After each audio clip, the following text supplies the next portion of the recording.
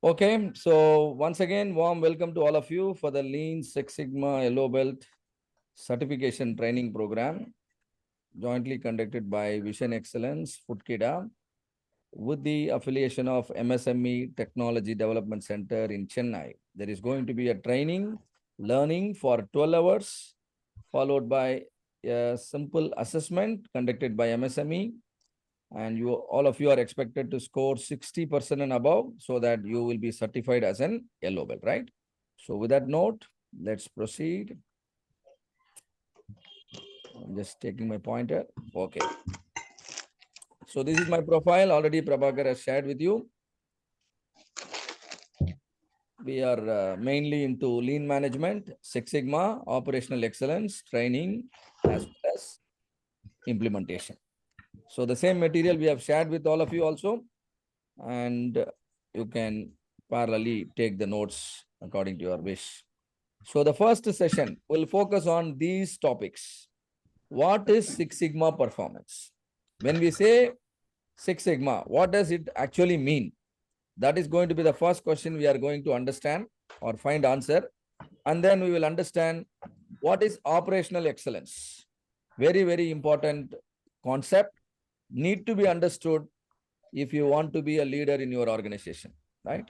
And 4 important steps to quality. What exactly contributes to the quality in your product or quality in your service, right? We are going to understand. And then process approach or process improvement approach. We call it process approach, or you can also call it problem solving approach, right? And that's what we are going to talk here. We'll thoroughly understand what is the process and how can we fix problems by focusing on process improvement, and little history about Six Sigma. And then the Six Sigma methodology known as DMAC methodology. Define, measure, analyze, improve, control. What does it mean? How is it going to help us in improving the quality and improving our business results? And finally, the various belt level, white belt, yellow belt, green belt, black belt, master black belt, and champion and sponsor. What it all means, what it matters, what are their roles and responsibility while working on a project as a team. This is going to be the first module, first lesson, right? Today, hope it is really sounding good. Yes. All right. So what is Six Sigma performance? It's very simple. And Six Sigma can be tough. Six Sigma can be simple also. It all depends on, how we approach it. So let us take a simple example and try to understand Six Sigma in a very easy manner. I hope all of you know the Mumbai city, which is having a population of about 30 million, where there is a set of 5,000 people doing a specific job of collecting your lunch boxes from your house and then bringing to your workplace. And again in the evening, they will collect it from your workplace and hand over the same at your house. And they are known as Dabbawala. Hope all of you know the story of Dabbawala, right? Yes, sir. So Yes. you are seeing, the Dabbawalas on my screen now. Now, every single day, they carry about 2 lakh lunch boxes. That means they are involved in 2 lakh transaction every single day, right?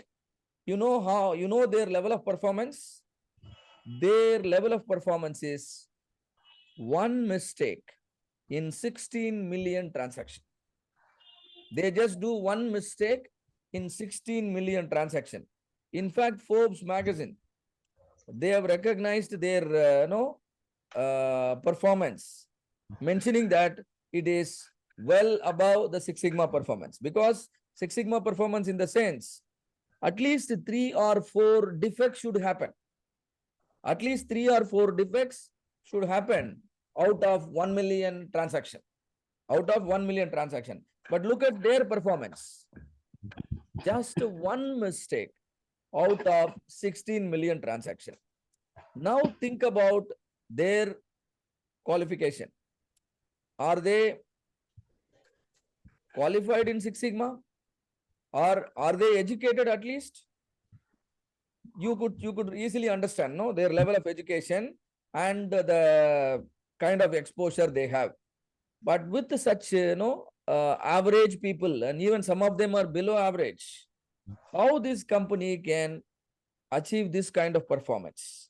And look at their the way they carry the lunch boxes. Some of them are using cycles. Some of them are going in tricycles. Some of them could even, use these kind of trolleys, and some of them could go by train, public transportation. That means the process is really, complex enough. Hope all of you can see that. Even though there are a lot of complexity, then also how they could achieve this level of performance. Any comment here from the participants? How they made it possible? System driven and collaborative approach. Very good. Collaborative approach. Good. I really appreciate. Management and good communication skills. Well, Management and good I guess they have linked together. okay. Good management and etc. Yes, definitely, all of this could be reason. But if I want to give the credit to one single thing, I would like to give the credit to the real process which is guiding all these people. It is because of their process. The process that is, guiding all these people is really brilliant enough, making the defects impossible. Do you understand? It is the process that is guiding all these people to deliver such a great result, right? And where the process is designed in a way that defects are highly impossible. This is what we call it as, an effective process. Even if someone want to make a mistake or trying to make a mistake, the process by nature will not allow it. It could be, some kind of color coding, or it could be some kind of numbering. I don't know. No, they have the process designed in a way that by nature, it will not allow the failure to happen. Such process is known as an effective process. That means the process is brilliant enough to prevent the failures, right? So this is something to learn from Dabbawalas, right? And now on the other side, you are seeing the modern Dabbawalas. You can see here. How do they differ from the traditional Dabbawalas? They also bring the food, but not from your house, but from the nearby hotel, right? From where you would like to receive. Actually, it is you who place the order, then immediately they bring and then they collect and then hand over to you. Now tell me, are you able to experience such a defect-free performance from them? What is your experience? Are you happy with their service, or do you think they have a lot to improve? What is your opinion? Sometimes, sometimes not. But it's the kind of process and app they are using, so the app may crash sometime, and we have some problem with that. So sometimes they are perfect, sometimes you find some gaps, right? So what do we actually expect? What do we actually expect from Swiggy or Zomato? We expect them to deliver the food as per the commitment. Am I right? Always Yes, the we mobile want application. good service.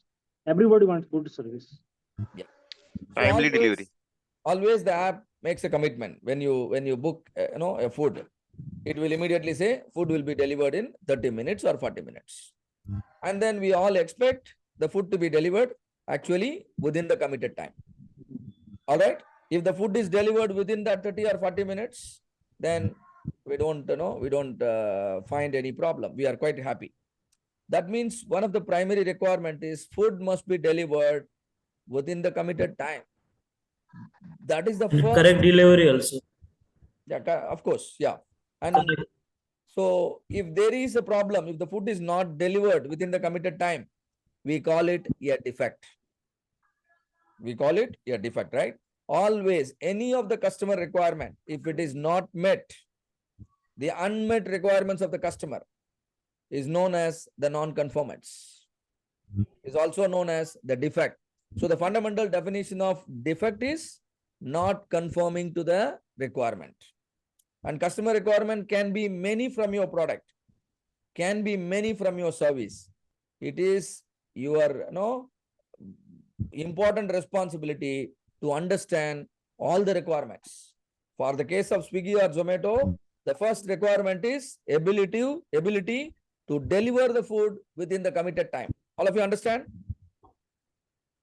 This is Yes, what sir. this is Yes, what sir. we call it as, this is what we call it as critical to quality characteristics. Critical to quality. If you don't fulfill the requirements with respect to a particular CTQ, then definitely that will lead to customer dissatisfaction. Right? So the one important CTQ with respect to Swiggy or Zomato's business is ability or the time they consume to deliver the food. That's why they keep measuring it every single time your food is delivered. Have you noticed it? Every single time your food is delivered, they used to measure the time. Some OTP or some mechanism will be followed to understand whether a delivery boy is able to deliver the food within the committed time. If not, they are even coming forward to pay the penalty. You might have noticed, and some of you could have collected the coupons also. Yes, sir. What are the other CTQs in addition to the delivery time? Like one of you was saying, sir, they are delivering the wrong food.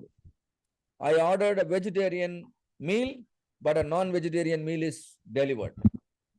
Something wrong, some kind of confusion while collecting the packet from the hotel.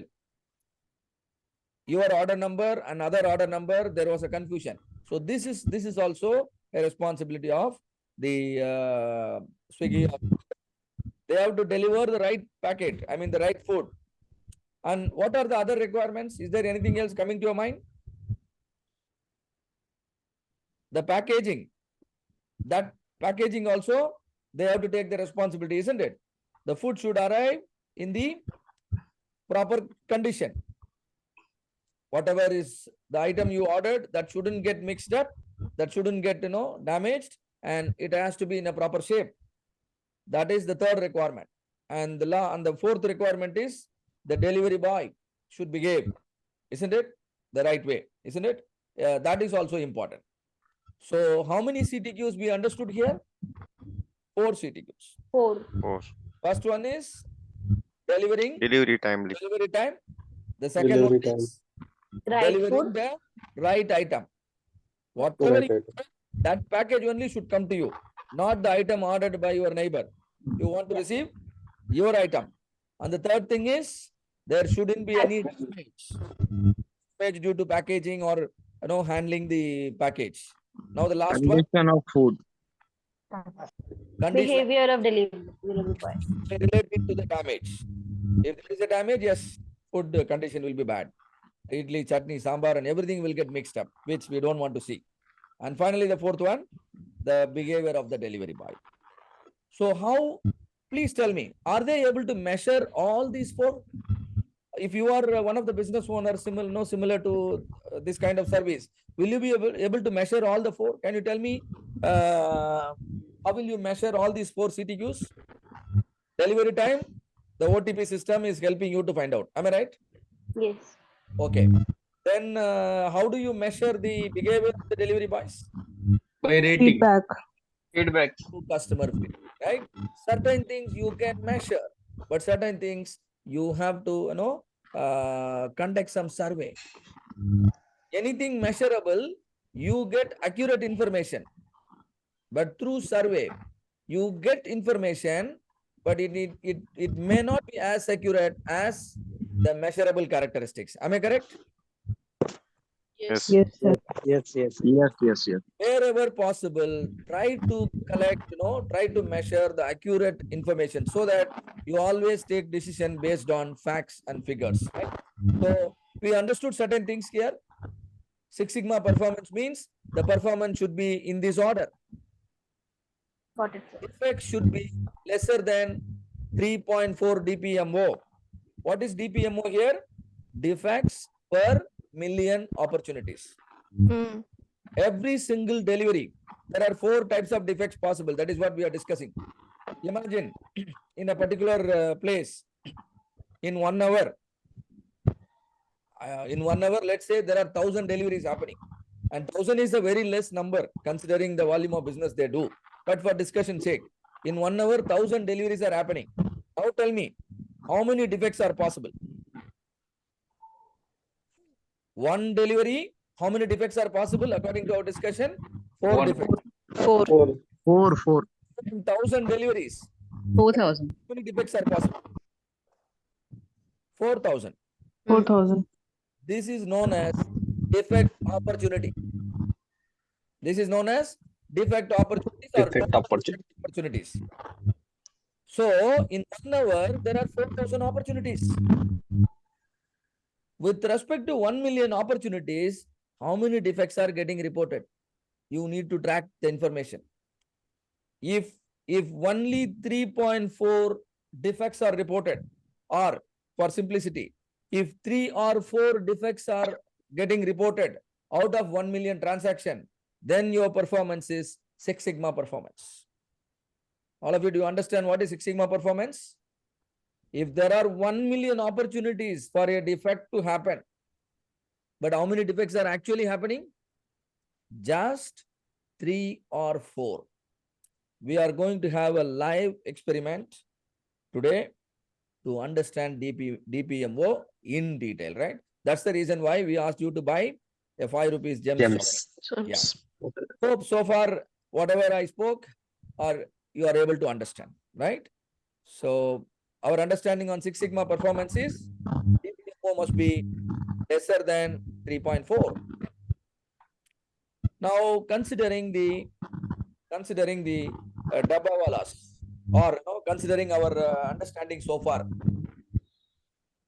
your results depends on 2 things. One is the kind of people who are involved in the operations, the kind of process, isn't it? Now there are possibilities. Your process can be brilliant and your people can be average. That's what happened. Your process also brilliant. Your people are also brilliant, right? But nowadays it is very, very difficult to get skilled manpower, right? So it's very, very important that we focus enough on making our process brilliant enough. The advantage will be, even with average people, you can still produce great results. Do you understand why we should be focusing on process improvement? Because if we make our process more and System more is strong. brilliant, even with average people, we can produce great result. And this also we are going to understand with the live exercise right now. There is one more combination. Let us talk about your process. Your people are very brilliant, but your process is really poor. You know what will be your result? Poor only, isn't it? Your people are brilliant, but the process is really poor. That means, okay.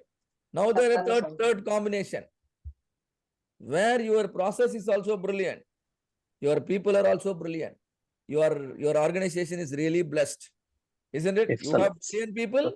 You also have brilliant process, right? Very effective process, highly capable process.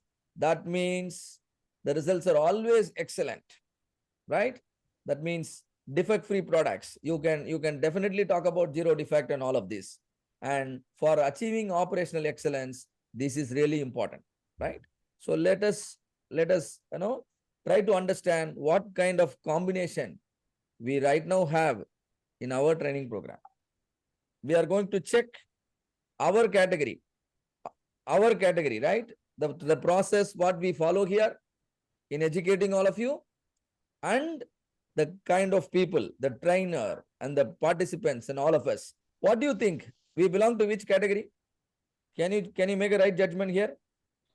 Are we belonging to the first category or second category or third category? First. Third category. First. Third category. First. I'm going to check. First.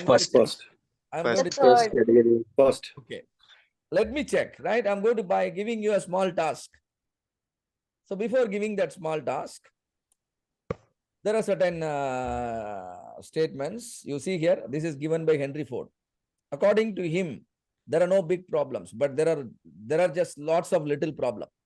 If you continuously improve, by solving all the problem when they are, small, then you can definitely avoid big problems. Big problems are only result of accumulating lot of small problem, right? So solve the problem when they are small. And for that, adopting to continuous improvement philosophy is very, very important, right? So ultimately, you have to focus on process improvement. And whenever you understand an opportunity for improvement, immediately adopt and then, improve on it. So now we are moving on to the task. Now the task is, I am going to show you a set of numbers on the screen. All that you need to do is you should memorize. You should memorize the numbers. But along with the numbers, I will also show symbol also. I show number along with symbol. You have to remember them in the same order. All of you understand the task? Yes, sir. I'll be Yes. showing the number and symbol. Yeah. You just have to memorize in the Yes, sir. same order. Don't be over smart. The task is just to memorize, right? You don't have to write. You don't have to take a screenshot. Don't try all of this. Just memorize. And the time available is 45 seconds, right? We are going to do it. And your time starts now. 1, 2, 3, 4, 5, 6, 7. No. U and Joe and 6. X.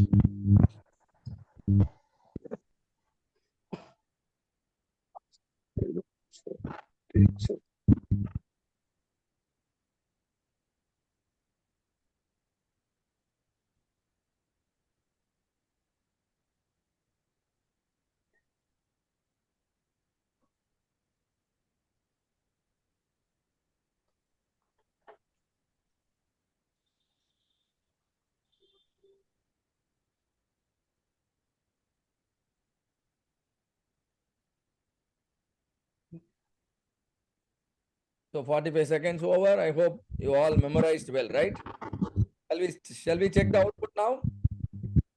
Yes, sir. We'll check the output. So for that, I will give you same 45 seconds, right? So let me just switch on my stopwatch.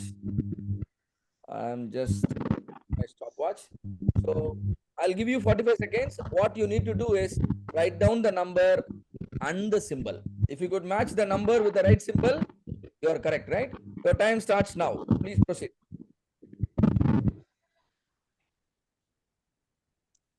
Please write the number and the symbol. You got 45 seconds for that.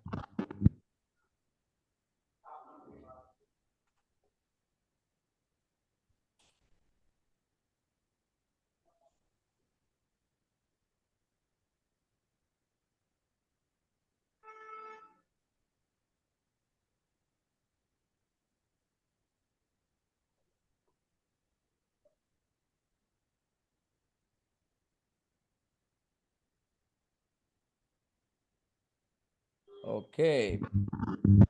So your time is over. 45 seconds over. Can all of you please stop doing? Yeah, please stop doing. No problem. Right? Whatever is the score that is coming out, let us not worry about it. We are only trying to learn something here. So please do a self-assessment and check your score. You can do a self-assessment. After completing the self-assessment, type your score in the chat box. And all of us can now have a look at the chat box.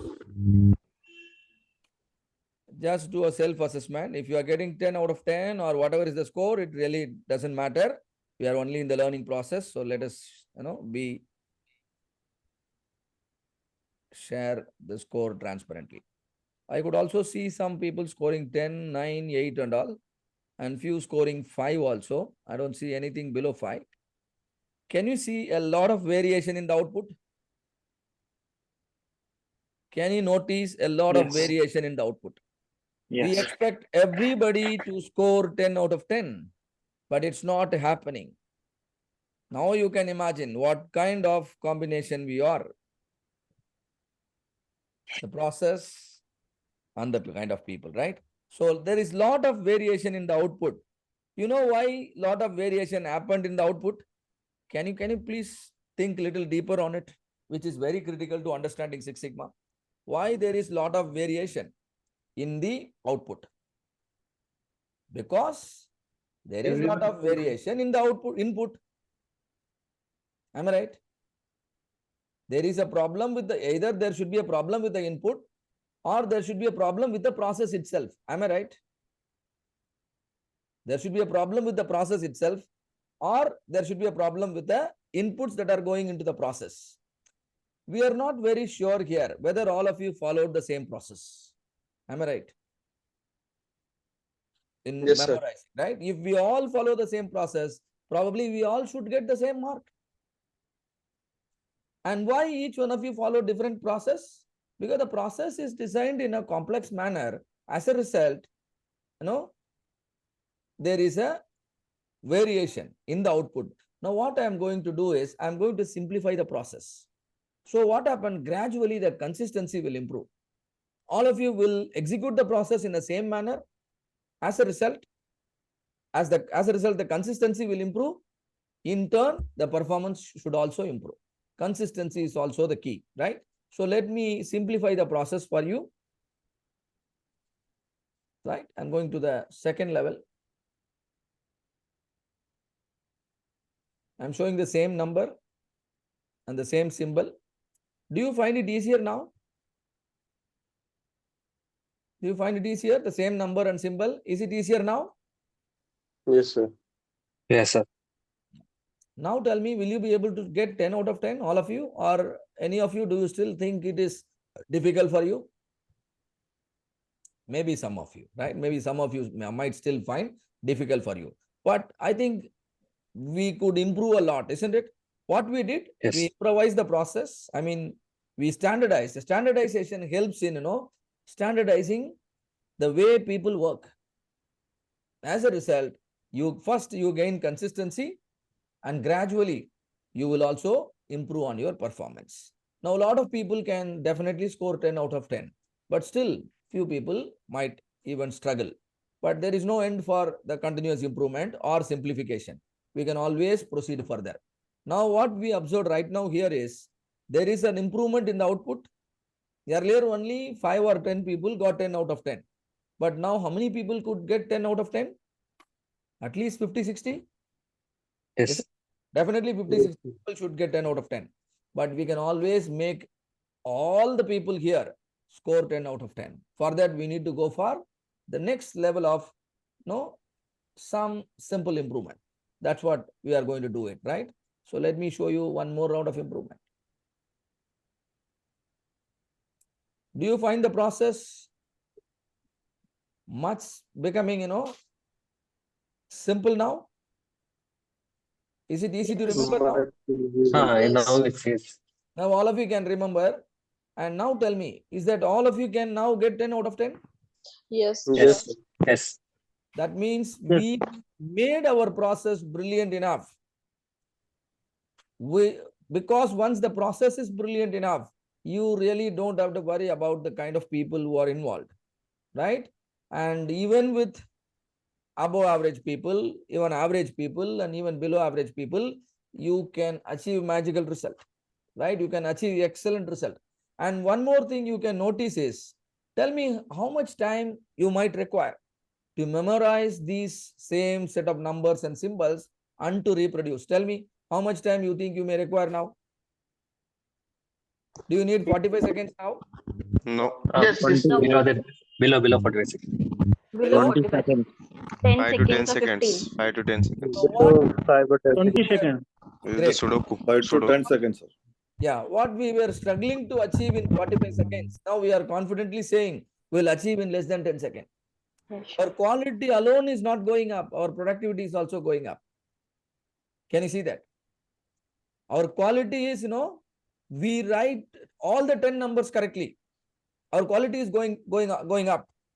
At the same time, we are able to do it faster. And what is the secret behind? We standardized our process. We simplified our process. we perfected our process. Standardized mean consistency, is achieved. And we simplified means people find it easier to execute. We perfected means defects become impossible. Defects become impossible. And this is what we actually needed to improve the quality or improve the productivity or reduce the cycle time of the operation. And ultimately, you can even reduce the cost. All of you understand? The purpose of process Yes. improvement is we Yes, want sir. to achieve something better. We want to achieve something better. We wanted to achieve something faster. We wanted to make things easier. In the whole process, will make our products and services cheaper also. Get it? So any project that is focusing on making our products better or making our products cheaper or making things faster and easier to our employees, all of these are called improvement projects. All of these are called improvement projects, right? And some of them might require Six Sigma methodology. But the beauty is all of them can be achieved using Six Sigma methodology.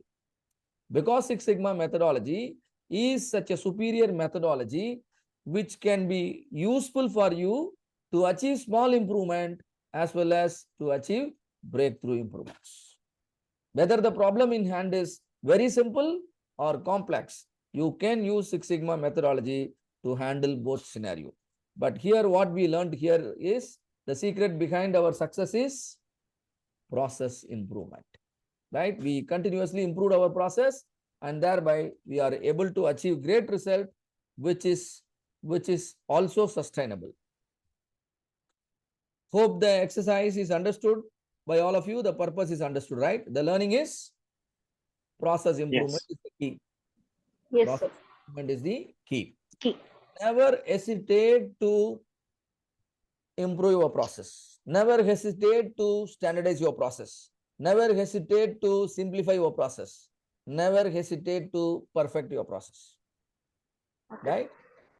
Yes, Either it is standardization or simplification or perfection. Please, do it. Whenever there is a possibility, please do it. And definitely that will get you sustainable results. So now, we need to understand. Again, going to the first slide, we were talking about the defects. Defects are possible in every product.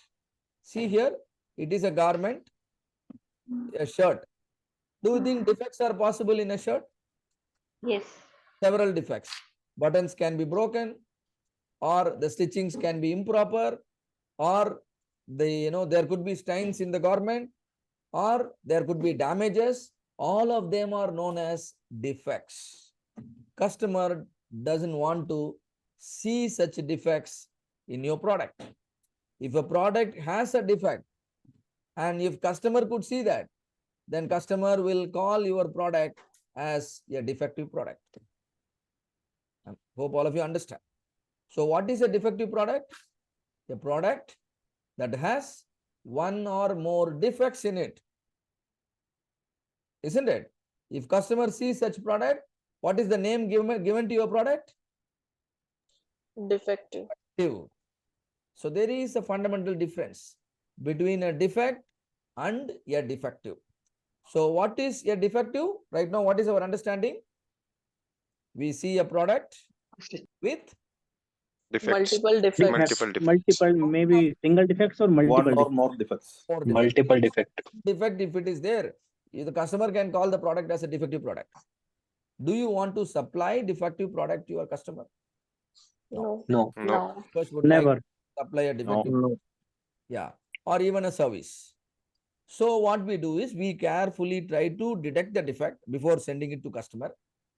This is what is called quality control. You all have always you have a department, and who will try to detect the defects and try to rework on it, and so that at least the customer will get a defect-free product.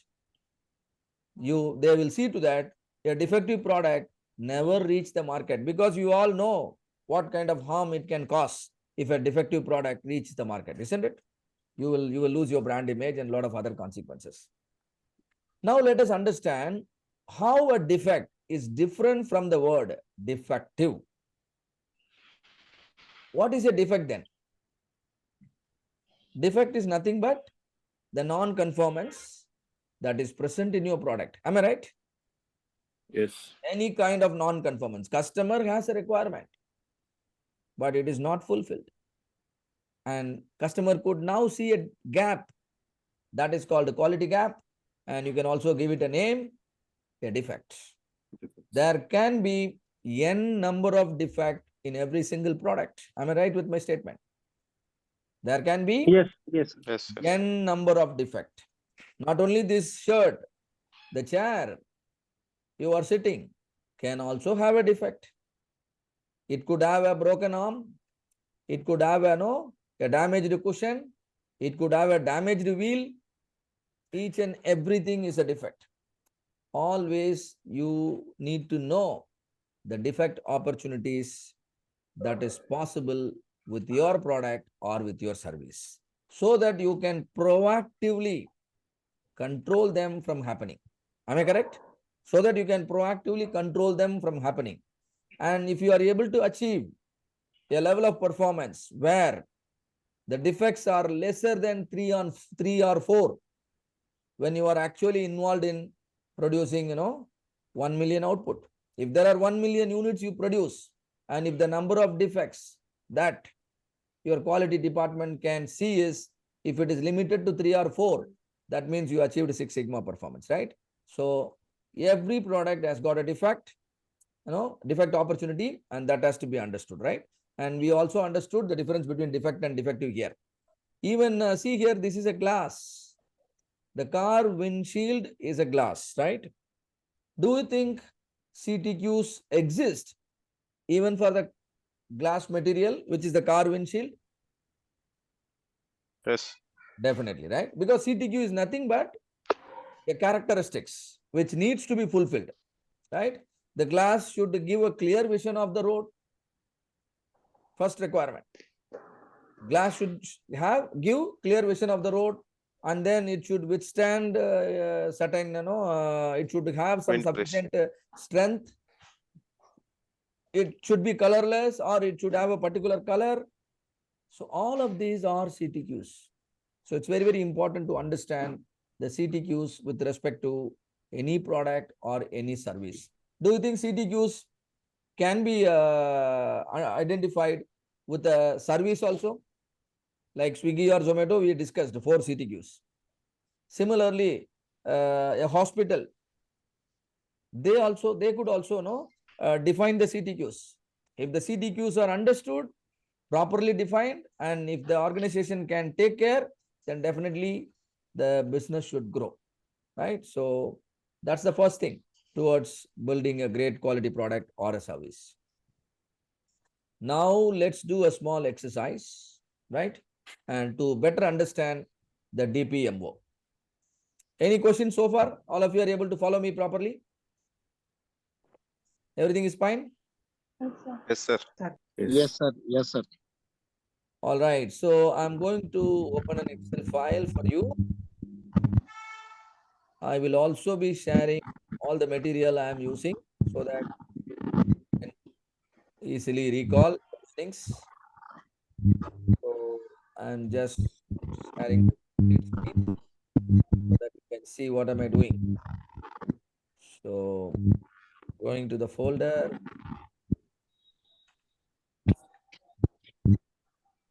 Sigma level calculator.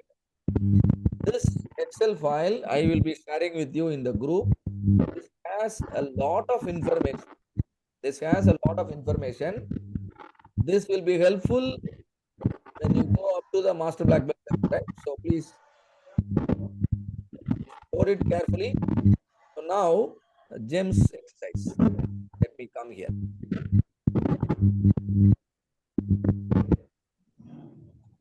So now what we are going to do is we are going to do a small exercise. We call it GEMS experiment. The idea is to understand how to calculate DPMO. Now, hope all of you have the gems chocolate with you. You can show it on the screen so that I could understand that you have the gems. Yes, a lot of people could show it. So please wait till the instruction is given. Don't open it till that moment, right? I'll tell you what to do and then you can open. All right. So now let us first define the CTQs. There can be several CTQs for a product, but just to keep the discussion simple, I am going to consider only 5 CTQs, right? Which means 5 defect opportunities. See here, in a gem, the count of chocolates inside the pack is the first CTQ. The count of chocolates inside the packet is first CTQ. The expected count is, it should be 10. Any number different from 10, you can understand the defect, right? Any number different from 10 is a defect. The first defect opportunity is count is not equal to 10. Second defect opportunity is crack. You know, the crack is nothing but the broken chocolates. Broken. Chocolates are broken or a crack is just initiated, whatever it is. That is the second defect. The third one is the shape. The shape of the gems must be a perfect round. If it is elliptical, that's a defect. If there is a sharp corner, that is a defect. Hope all of you understand the meaning of shape. It should be a perfect round. It should be smooth. Now the fourth defect, color. Different colors is okay, but a gem with a faded color or a gem where 2-3 colors are mixed up is a problem, is a defect. All of you understand what is color defect? Yes, sir. Now Yes. the final one, Yes, final, sir. which should be tested only after carrying out Yes, sir. these 4 tests, right? You have to be very, very careful and you are not supposed to change the order. The last one is the taste. Taste. Whether the taste is good or not, you can actually taste one of the gems and then decide on it, whether the taste is okay or not okay. If you like it, yes, that's good. If you don't like it, then we will note it down. So how many defects we define? 5. 5. That Five. means how many CTQs we are interested in? 5. 5. So Five. you are going to work as a quality manager or the quality control, quality inspector. Let's be a little strict in doing the inspection, and whatever we observe, we are going to report. Now, I suggest you to cut open the gems and then do this thorough check on each of the 5 CTQs for each of the chocolates. There are 10 chocolates. You can check all the 10 and please note your observation in a piece of paper. I will randomly collect from some of the quality inspectors here, right? So please do this little exercise and you have 1 minute for that. Just open it and count the number of gems and note it down.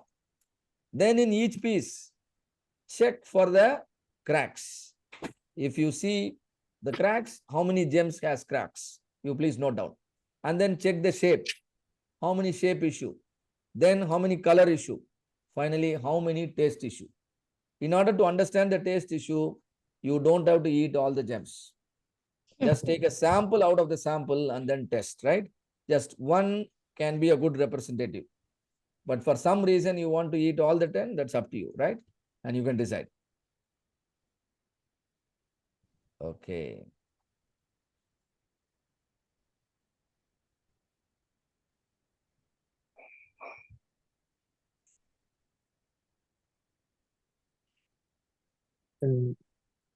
Yeah.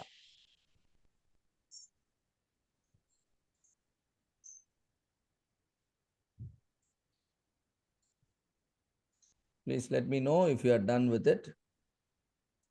Then I will be collecting the data from you. Done. Okay, so Done. the first person Done. is Done. yeah, thank you. Please, Done. those who want to give your reading, so please do be on video, then only I could locate you easily. And then I would like to collect that thing. So who is going to tell me first? Please tell your name. Anurag Shukla. Okay, Anurag. I'll type his name, Anurag. Anurag, how many gems you 10. have? A 10. 10. That means there is no defect. So I'm going Right. to type 0 here. No defect. And Right? color is okay. Color okay. That is also 0. And cracks, Right. And I have found 5 crack gems. 5 cracks. Then Yes. any problem with the shape? No, shape is okay. Taste is okay. Taste is also okay. Very good. Yes. So our Anurag has checked 10 samples and detected 5 defects. That's the output. Now who is next? Deshpal. Harsh, sir. Okay. Deshpal, right? So I'll type Desh- your name. Deshpal. Sir. Yes, Mr. Deshpal. Quantity is okay. Quantity Crack okay. is 3. Crack is 3. How about color? 1 is D shape. Color 1 defect. Shape Shape is 1 defective shape. 1 defect shape. How about the Color taste? is okay. Taste is okay. Oh, color also okay. You follow the same order, whatever I have typed here, follow the same order, right? Thank you, Okay, Deshpal. right. Thank you. And who is the next? quality? Vishwanath. Harsh. One Vishwanath. type. Vishwanath. Yeah, yes, Vishwanath. Count is count. okay, sir. Count okay. Color, Color is also okay. I crack, found 6 crack gems okay. Shape, and one D-shaped gem, and taste is also okay. taste also okay. So he Thank you. reported 7 defects. Yeah. Who is next? Hi, sir, Rajkumari. Okay. Rajkumari. Yes, Rajkumari. Sir, 10 chocolates, 10 gems. Okay. You have no problem with the count. Color, Colors, sir, 3 colors are faded. okay. Crack, Crack, 3 cracks. 3 cracks. And 4 shape deformed. 4 shape deformed. And how about the taste? Sir, it's okay. Oh, taste is okay. Okay. Yeah. Okay. Dinesh is here. Who is here? Dinesh. Yes, Mr. Dinesh. Yeah, right. Yes, Dinesh. Yeah. Count is okay. Count okay. Color is defected. One color is a different color. One color, different color. Okay, defect. Yeah, crack is the 2 cracks. Okay. And safe defective is a 2 also. Okay. How about the taste? And taste is okay. Very good. Now you reported 5 defects. Who is next? Next, Harsh. Mangesh. Harsh. Mangesh. Mangesh. Okay, Mangesh R. Mangesh K. Yes, So, Mangesh. count was okay. Color was also okay. I found 1 crack gems. Okay. Shape. Yeah. Shape is okay. Shape was okay, and taste was also okay. Okay. Jagbir Rana, sir. Who is speaking? Jagbir Rana. Wait. I am not able to see. Jagbir Rana. Yes. Yeah. I Count could is okay. Color is okay. Crack 1 and shape 2. Jagbir Rana. Okay. You are saying count is okay. Color is okay. Color is okay. Any Crack crack? 1. Crack. Okay. 2 shape deformed. Okay. And taste is okay. Taste is okay. Very good. Who is next? Harsh Turkar. Muruganandam. Muruganandam. Yes, Muruganandam. Count is 11. You got 1 extra. Yes, sir. One Color is plus okay. 1. Color is okay. Okay. 2 cracks. You got 2 cracks. Then shape is okay. Taste is 2. Shape is okay. Taste is also okay. You reported 3 defects. Okay. Who is next? Harsh.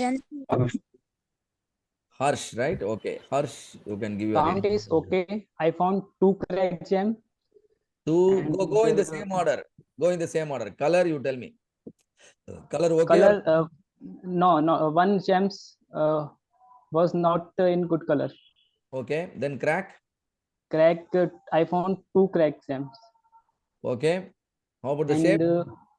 And one gem shape was not good. Okay. You like the And taste? taste is okay. Taste is okay. Oh, taste is okay. Yeah. And who is the next person? Nisha. Nisha, right? Yeah. 1 minute. So, 1 minute. Yeah. Yeah, Nisha. Yes, Nisha. Yeah. so count is 10. So no problem with the count. Color. 1 was cracked. 1 got crack, right? Okay. Color. Color, 4 had different colors, mixed color and faded color. Okay, So 4. understand. Any problem with the shape? 3. Okay. How about the taste? 1. So That's because I reported- tasted more. okay, you reported 9. Okay, 9 defects. Okay, who is going to give the next set of readings? Nisarg. Manjeet. Ranjita. Where is Ranjit? Manjeet. Manjit. Okay, your name is Manjit. Okay. I think the next Sir, I got Manjit. sir, Yeah, I got 10. I got 10 gems. no defect. Okay, color defect. No, sir, no color defect. Any cracks? 4 cracks Okay. Any shape issue? and 4 for shapes. 4 for shape. 4 shape issue. How about the taste? Taste was okay. Okay. And then Karthikeyan, you can give your reading. Your output. Crack 2, sir. 1 minute. Shape is 1. Count first of all. Is that correct? Count is 10. Okay. 10. Color. Okay. Okay. Color okay. Crack. Crack 2. Okay. Shape 2. Okay. Taste okay. Very good. So you reported 4 defects. Okay. Sir, GB. Okay. GB. I'll type your name. Yes. Yogesh. Yes, GB. Count is 10. Count is 10. So no count issue. Crack is 1. Okay. Oh, crack 1 right here. Color issue. Shape 2. Shape issue 2. Color okay. Color okay. Taste. Taste okay. Very good. So one more. Nisarg. I am Shalini. Hello.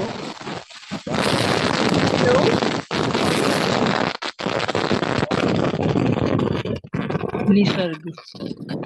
Janani, who is bringing a lot of noise to the comment? Sir, I'll go. I've got like 8 counts. Okay, 1 minute. Munira, first of all, I'll catch your name first. Munira. 1 minute. Okay. Yes, Munira. You got only 8.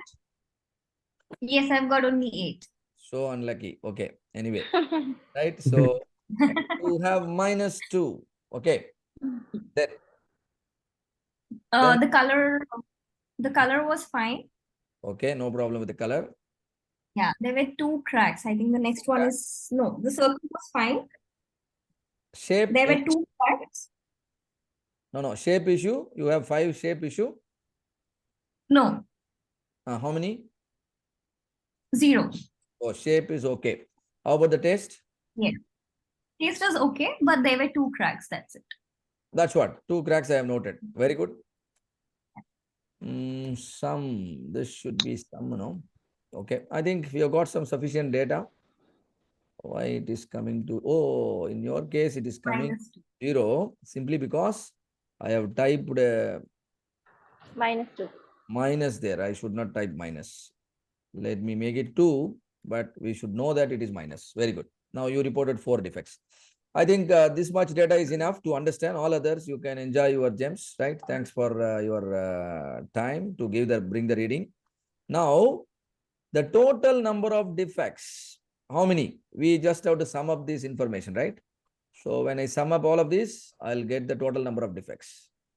So it is going somewhere else. Let me come here. Yo, it is already there, I think.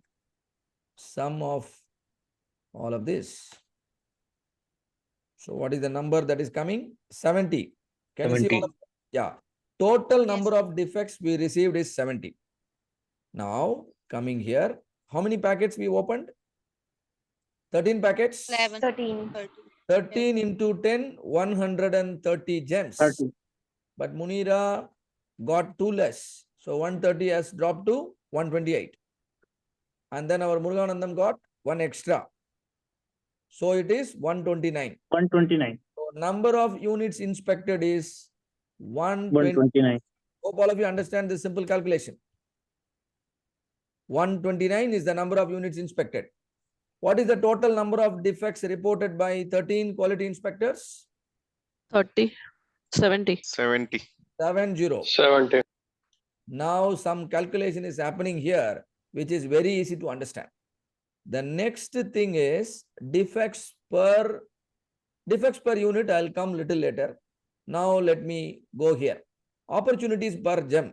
How many defect opportunity we defined? 5. 5. Every gem can have any one of the 5 defects. That is the idea, right? And now total number of opportunities.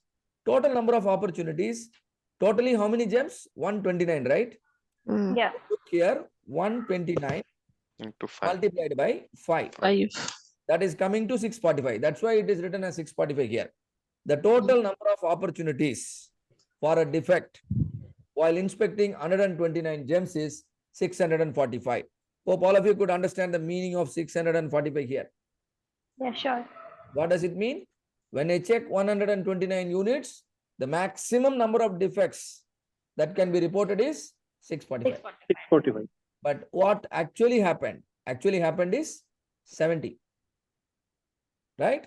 And now I want you to calculate defects per opportunity. That is available here readily. How much is the value defects per opportunity? Defects per 0.54. opportunity is- Yeah. Defects per opportunity is, defects per opportunity is 0.10. Let me check. What is the formula to understand the defects per opportunities? The defects divided by Divided by Total total opportunities. opportunities. That means the answer is 0.10852713. Hope all of you understand the simple sequence of calculation to Yes. on DPO. What is DPO? Defects per opportunity. Opportunity. Now I ask a simple question. 1 apple is 1 rupee. Now what will be the cost of 1 million apple? 1 million. Very simple calculation, right? Or a tough max. Yeah. 1 apple is 1 rupee. So cost of 1 million apple is 1 million rupee. 1 million. 1 million. You multiplied by 1 million. Now an equivalent question. Defect per opportunity is 0.1085. What will be defects per million opportunity? I replace the word apple by opportunity now. 1 opportunity, the defect is 0.108. Then for 1 million opportunity, what will be the number of defects? Multiply by 1 million. 1 million. 1 million. Multiply by 1 million. Let me show you how you can do it. Defects per opportunity multiplied by 10 to the power of 6. How much it is coming to be? 1,08,527. 8,527. Now the DPMO is understood. If the DPMO is 3.4 or less, then your performance is 6 sigma. But here, how much it is? 1 lakh. 1,08,527. That means performance is not up to the mark. Yes. 6 sigma Yes, performance is achievable. All right. But now the performance in terms of sigma level, it is definitely low, not 6 sigma, maybe 3 sigma or 2 sigma, that we will understand. I have a template for converting the DPMO to sigma level also. Now tell me, the performance is bad and so sigma level is low, but how is the business for Gems chocolate? It's good. Can you make a guess? Is it going well? Yeah. It's really going well. There is a contradictory learning here, isn't it? So far, we have been talking that if the sigma level is bad or if the sigma level is low and the DPMO is very high, that means your business should struggle. But there is no struggle here. You know what went wrong here with our exercise? What went wrong in our exercise? Process was not. What went wrong with our exercise? The CTQ identification. We have not identified the right CTQs. Am I correct? Yes, sir. CTQs are Yes, sir. CTQs are nothing but the customer requirements. First of all, who are the customers for the Gems chocolate? We are. We are the customers. Kids We having are the kids of customers. Kids. less than 10, 10 or less than 10. I think all of you are about 10 here, isn't it? Yes. All of you are about 10. So none of you belong to the real target audience. You all, strict, checked the Gems as a very strict quality officer, but we failed to behave as the real audience. If I conduct the same exercise with the kids, you know what could have been, what could have happened? सब अच्छा लगेगा I end up getting no reading. They might have Yeah. confused everything, isn't it? yes. Zero. Zero. So the number of defects I could record with the kids can be as low as 0. And so sigma level will be infinity. I could see a similar trend when you people were reporting about the test. Can you see here? Yeah. What is this 1% who told one problem? No, I think it's typo error. So I changed that also. Now, literally the defects, absolutely there are no defects with respect to the taste. That means the DPMO, considering only the taste, the DPMO is 0. That means your performance is excellent. So why I want you to understand this is, if you also work with the wrong CTQs, you will end up making, irrelevant conclusions. You should never, fall into that. Always you should choose to work with the right CTQs. Whatever your customer sees as important in your product, you should also see the same thing as important, not the other things. The right CTQs are very, very important. CTQs can be as low as 5, can be as big as 500. Still, you have the responsibility to understand all of this. You also have the responsibility to fulfill the requirement with respect to each of the CTQ. Otherwise, quality will be a big question mark. Hope all of you understand. Now, what are your learnings here with this exercise? You all now understood the mathematics behind the DPMO, yes or To no? find out the correct CTQ. Yes, sir. The calculation behind DPMO is understood. Now, for any product, if I ask you to calculate the DPMO, tell me, will you be able to calculate DPMO? Yes. Yes, sir. First step, identify the CTQs. Now the condition is, it should be the right CTQs, not something, irrelevant. If you prefer to work with irrelevant CTQs, your decisions will also be irrelevant. You can't correlate to business. Hope you all agree. After defining the defects, you take some good number of samples. Why samples? Because checking everything is a very difficult job. Hope all of you agree with me, isn't it?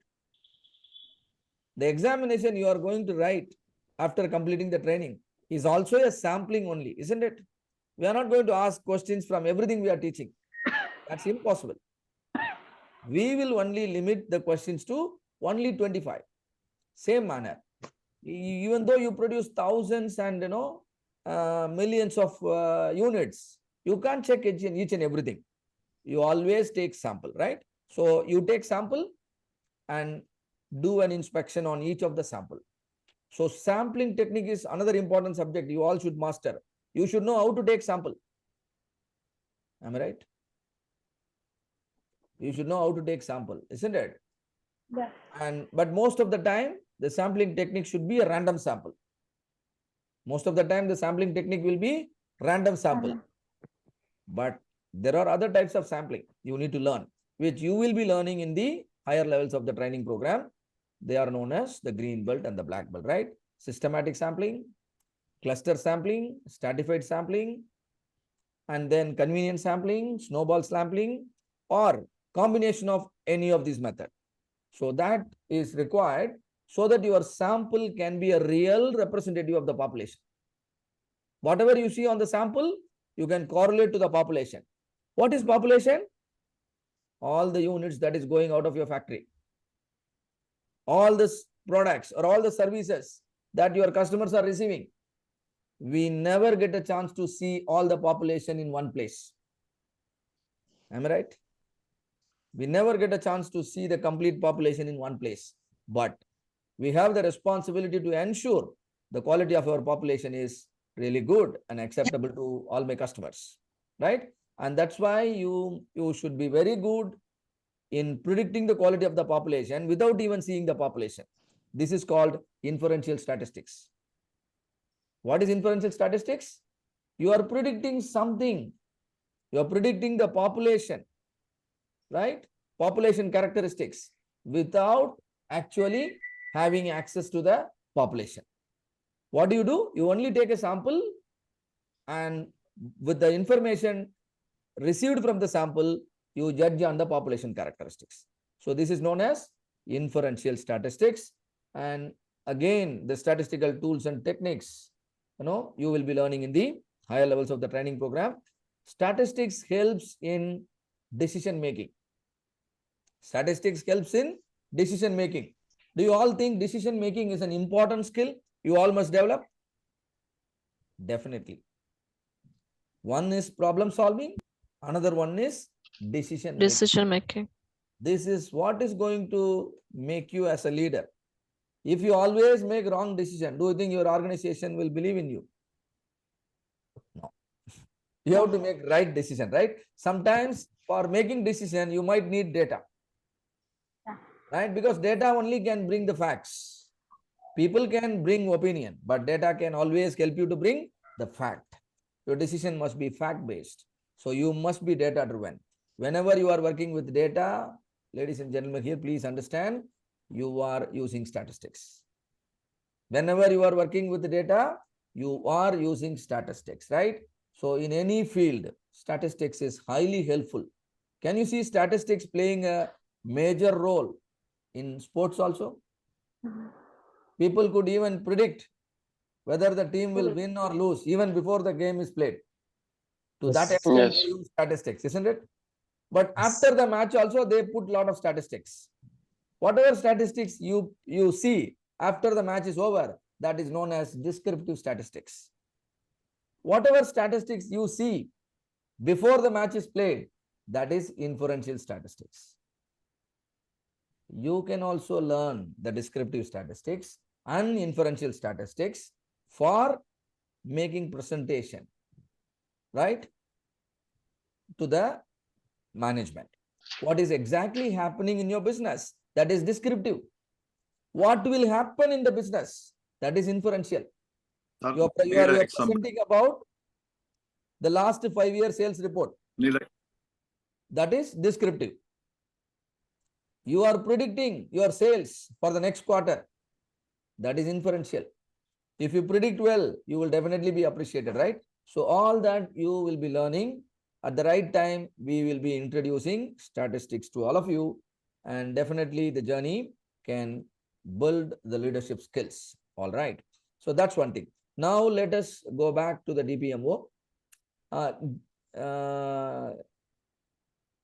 GB, you are saying something? Are you asking anything? I need for some example, sir. Example for what? Last topic, statistics. Yeah, the example I told, no, like the sports and all the quality inspectors. They let's say they study a sample of 100 pieces. Before dispatching a lot, you all study some sample, isn't it? Before dispatching the lot might have several thousand units. You don't want to check each and every unit. Rather, you will take samples every 1 hour, or some people take sample every single shift. And based on the sample quality, you take a decision on the lot, whether the lot can be dispatched or the dispatch can be denied. Yes. So what are you Plan doing? based. You are using inferential statistics. You have noted certain characteristics in the sample using which you judged on the characteristics of the entire lot. Yes. If the sample is good, you believe that the lot is good and then you dispatch. You may be correct, you may be wrong. That depends on the quality of the statistics. Because the quality of the statistics depends on the quality of the data. The quality of the data depends on the sample you have selected. That's why you all must learn sampling technique. Yes. The sample should be sufficient and the sample should also have the required quality in it. Right? You should have sufficient sample. At the same time, you should have the quality sample. And your data should be free from any measurement error. If you allow all these errors to dominate, then all your decision can go wrong. You might say the lot is good, but your customer will completely return the lot back to your factory. Some of you might have experienced it. Might got a very good dose from your boss also. Yes, sir. That is simply because there is a problem with your stats. There is a problem with your sampling. There is a problem with your measurement. And so there is a problem with your decision. which is not good for your promotion. Yes, sir. Not good for receiving a good hike in the salary. So that's why you have to master, right? It takes time, it takes some effort, but really good to take all of these investment. Putting your time, putting your effort to learn the Six Sigma methodology and the required relevant statistics is really good for your career growth without any doubts. It can even transform you into a very good business owner also some point of time. After you really, demonstrate very good leadership skill, then you will definitely think about building your own business. Hope all of you agree with me, right? So that should happen very soon. All right. So now that we have the DPMO, which is 1,08,527. Now I want to show you how can you convert this DPMO into the correct sigma level. For that also I have developed something here. Let me go this. Sir, hello. Am I audible? Yes. Sir, can you please give a detail till now what you were taught? 1 minute. One minute. At a glance. It is not that easy, right? Now the time is 8:40. We have started around 7 o'clock. So just wait. I'll tell you a solution for you. All right. See here. Now, what is the number we calculated for our DPMO? 1 lakh? 8,000. 1,08,527. Sir. Very good. Statistics will be always accurate. 0.132. Okay, 0.132 also. Very good observation. Now I typed the DPMO and now this calculator is helping me by giving, the sigma level. How much is the sigma level? Can you see all of you? 2.73 is the short-term sigma level. Always there are two types of performance. Short-term performance and long-term performance. We always talk about the short-term and long-term in business meeting, isn't it? Similarly, a process when you design, whatever performance you see, that's actually a short-term performance. But after some period of time, right? After some period of time, the performance is expected to be lower. Am I right? It's never higher. Because over time, there are new factors which will come and play and the performance is expected to go down. See here, the long-term performance is written as 1.23 in terms of sigma level. You can easily notice a difference of 1.5, which is a statistical assumption. Long-term performance in terms of sigma level will reduce by a value of 1.5. Hope this calculator, if you type any value, can straight away give you the sigma level, making your job simpler. Now, if I type 3.4 here, what do you think will be the sigma level? If I make DPMO as 3.4, what will be the sigma level? 6 sigma. So I type 3.4. Are you able to see 6 sigma? 6 sigma. Your short-term sigma level is 6, and so in long term it will be 4.5. So what is this 6 sigma? There are many other perspectives by which you can understand 6 sigma. Now the one perspective you understood 6 sigma is in terms of DPMO. What is the definition for 6 sigma in terms of DPMO? If the DPMO is lesser than 3.4, then your performance is 6 sigma. 6 sigma. One more dimension for 6 sigma. One more dimension for 6 sigma is talking about the success rate of your process. Now DPMO is talking about the failure rate. Am I right? Yes. Talking about the failure rate. Let us talk in the opposite direction. Success rate. We also call it as yield. If the yield is 99.999%, close to 100%. If the success rate is 99.999%, that means your performance is 6 sigma performance. All of you understand? See, when I type the enter, it's becoming 100. Yes, sir. That means seeing a defect is very difficult if you operate your process at a 6 sigma capability, right? But the actual value is 99.999. Very good.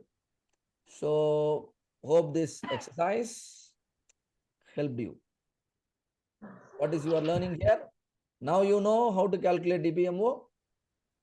You know how to convert the DPMO into sigma level. For that, you might need my Excel file. I am ready to give. Yes, sir. I'll Sir, put what it. is the calculation behind that?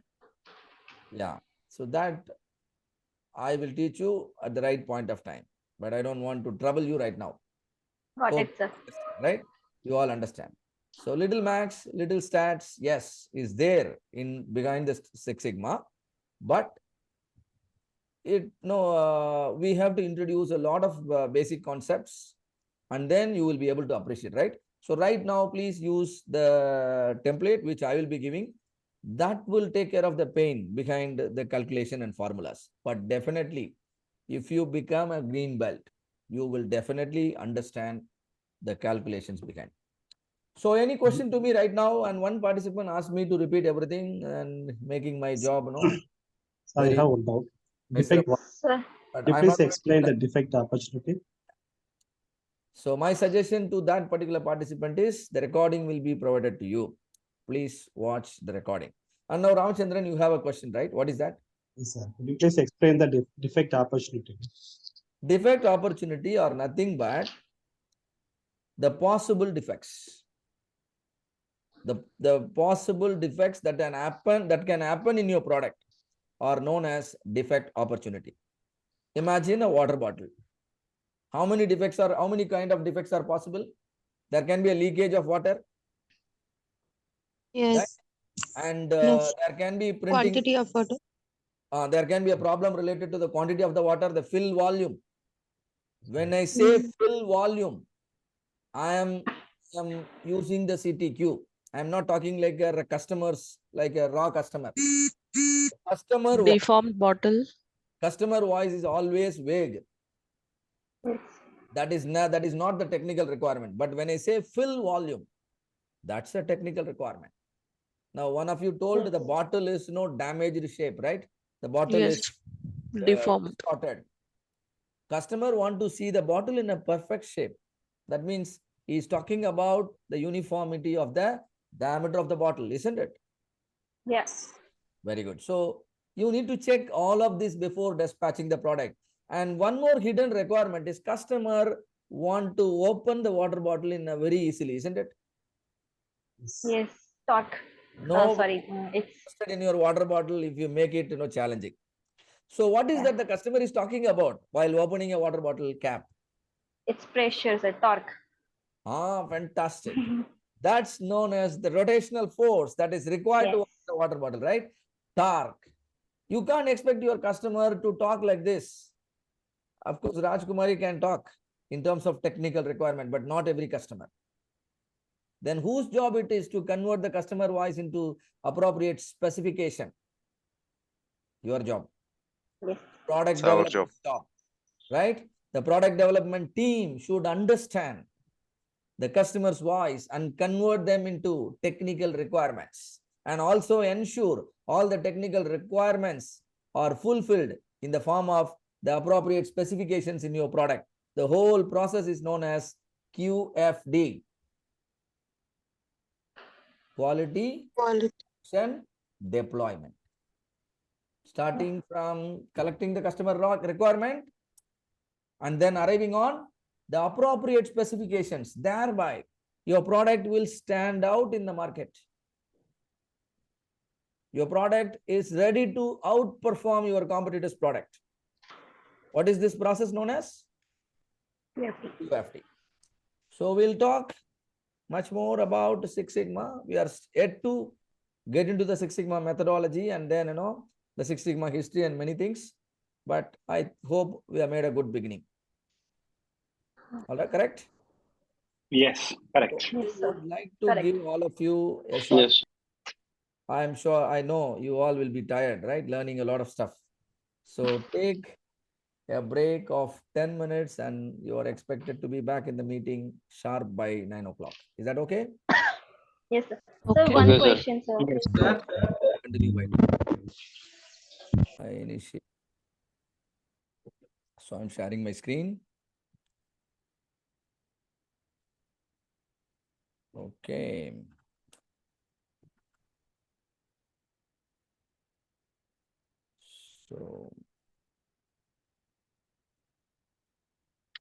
So the next concept we are going to understand is operational excellence. Very often we use this terminology, right? Operational excellence. What it actually means? It actually means we are giving our organization an ability to perform little better than our competitor. What is operational excellence? We all as a team, we give our organization an ability to perform a little better than the competitors. Can you tell me what will happen if we start performing little better than our competitors in terms of quality, in terms of productivity, and in terms of delivery and cost? In all of these aspects, if we start performing little better than our competitors, what will happen? Come on. Our profit will increase. Competitive advantage and profitability increase. Very good. Your We'll profit get trust will... in market. Yes, madam. We will maintain our trust in market. That's why our product will sell and profit will increase. Okay. We will be able to better maintain our trust in the market. Yes, Reduce definitely in customer. cost. Yes. Reduce in cost and improving the quality. That's what we reduce the cost and improving the quality. This is what is performing better than the competition. In return, customer satisfaction will go up. Your market share will go up. Your profit will get maximized. Your profitability is not just profit. Profit plus your ability to make more profit will improve, right? And this is the advantage you will get if you achieve operational excellence. That means you will be able to better retain your existing customers. You will be able to even attract customers from your competitors. You will be able to better retain your customers. You will be able to attract even customers from your competitor.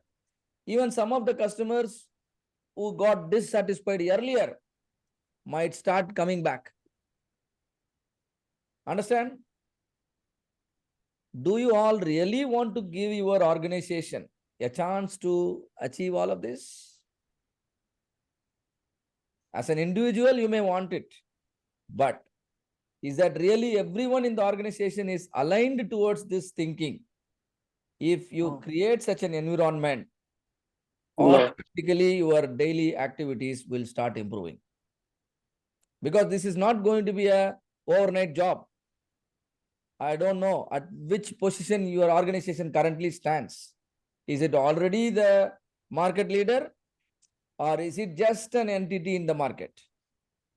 But no matter wherever you are, whether you are in the 10th position or 100th position, it really doesn't matter. What requires is the journey must start.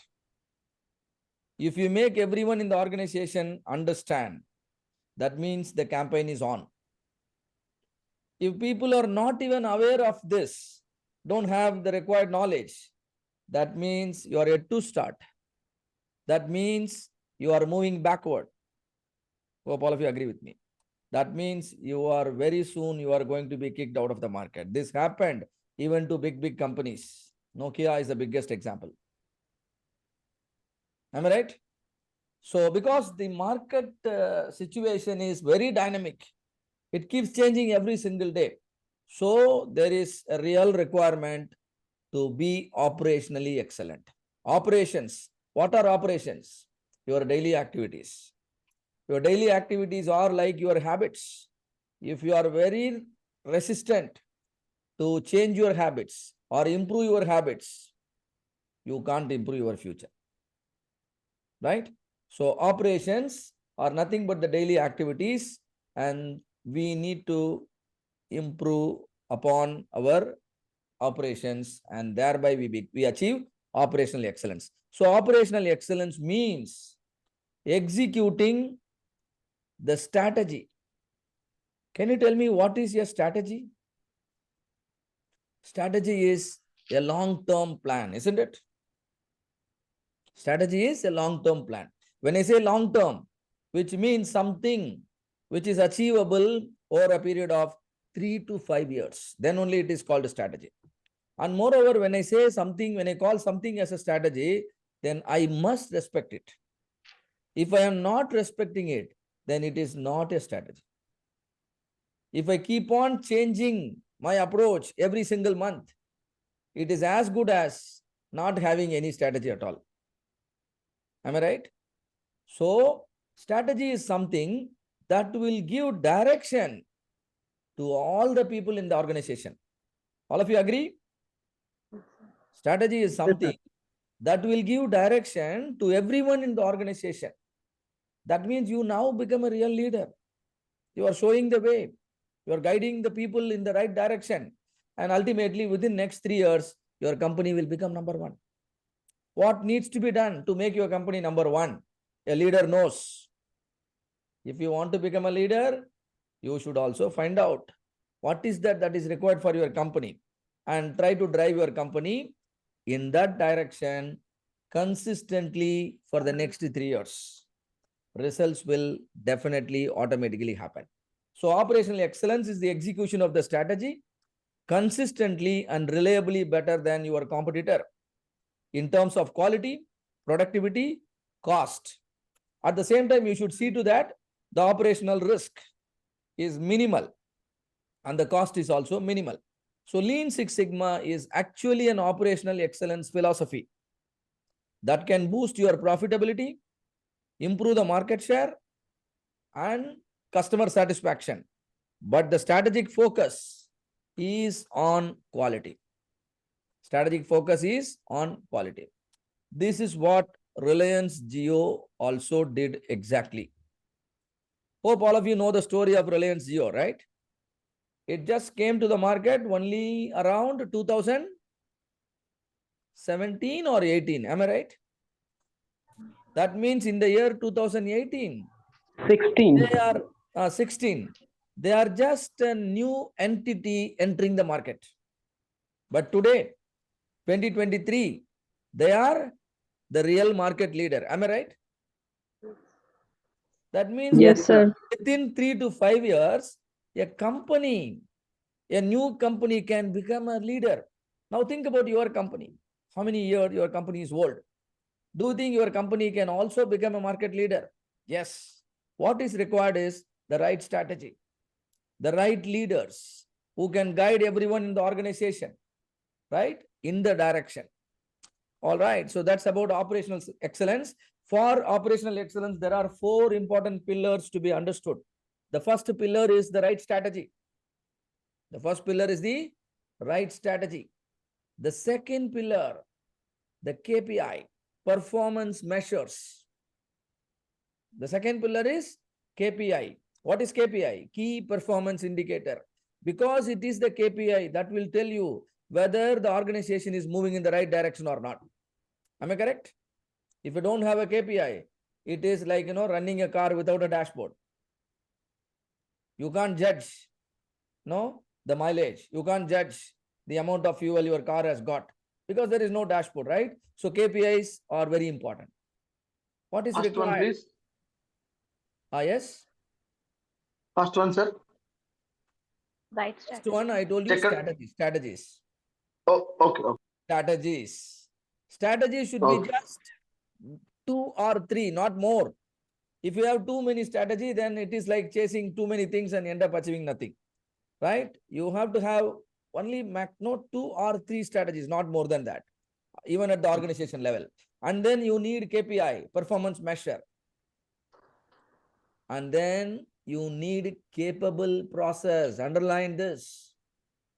Even if customers are willing to come to you, are you really have the capacity to retain them? That's big question. Do you understand? Customers are ready to come, but do you have the capacity to retain them? That depends on your process capability. That's where the Six Sigma, Lean, and many other approaches come into picture. But Six Sigma is a holistic approach, giving importance to all the 4 pillars. What is the first pillar I told you? Right The strategy. The right strategies. Right strategy. The second pillar, KPI. KPI, key performance indicator. The third pillar, capable Capable processes. Capable process. The fourth pillar, all of you. Retraining of customers. The fourth pillar, all of you. High performing team. People. High performing team. Right? Each and every employee should be motivated enough, should be able to contribute to the organization's success. So these are the 4 important pillars. If a company really truly works on all these 4 pillars, it should grow. Its market share should improve. This is what Reliance Jio did. Now tell me, what is the strategy Reliance Jio used in the year 2016? What is the strategy they used? We are Fascinating Free. customers. Free. SIM. Free. Free SIM, hands-free calling, free data. Yeah, everything Free. is free. free. They For 6 and 7 months. They better understood all of us, and now we're all customers of Jio. The strategy is everything is free. Pricing is their strategy, right? But do you think they have compromised on the quality? No. No. No. No. No compromise on the quality, but still, first 1 or 2 years, everything is completely free. Now what will happen? The customers from your competitors will come to you. Even the new customers will come to you, isn't it? And all of these happened. But their plan is to make profit in the long run, not in the short run. That's why it is called a strategy. If you think something, to achieve in the short term, then that is not called a strategy. That is called tactics. If you want to make profit on a daily basis, then that is not tactics. That is operation. Isn't it? Anything that you want to achieve on a daily basis, that is your operation. Something you want to achieve annually, that is your tactical goal. But something you want to achieve over a period of 3 to 5 years, that is your strategic goal. Your operational goal, tactical goal, and strategic goal should have a perfect alignment. So that any improvement that you do at the operation level will help your organization achieve the strategic goal in the earliest time. All right. Now you could see the trend or the growth of Reliance Jio in my slide. Like one of you told, yes, it entered the market. They launched their product in the year 2018. Can you see a green color small bar here? In the very first year of introduction, what is the market share they are able to capture? 11%. Where from this 11% came? Have they come from other planets? No. From the same market, from your competitors, right? That's why it's very important to be better than your competitors, right? Otherwise, no customer will come. Now, within 3 years, in 2020, can you see their market share reaching 33%?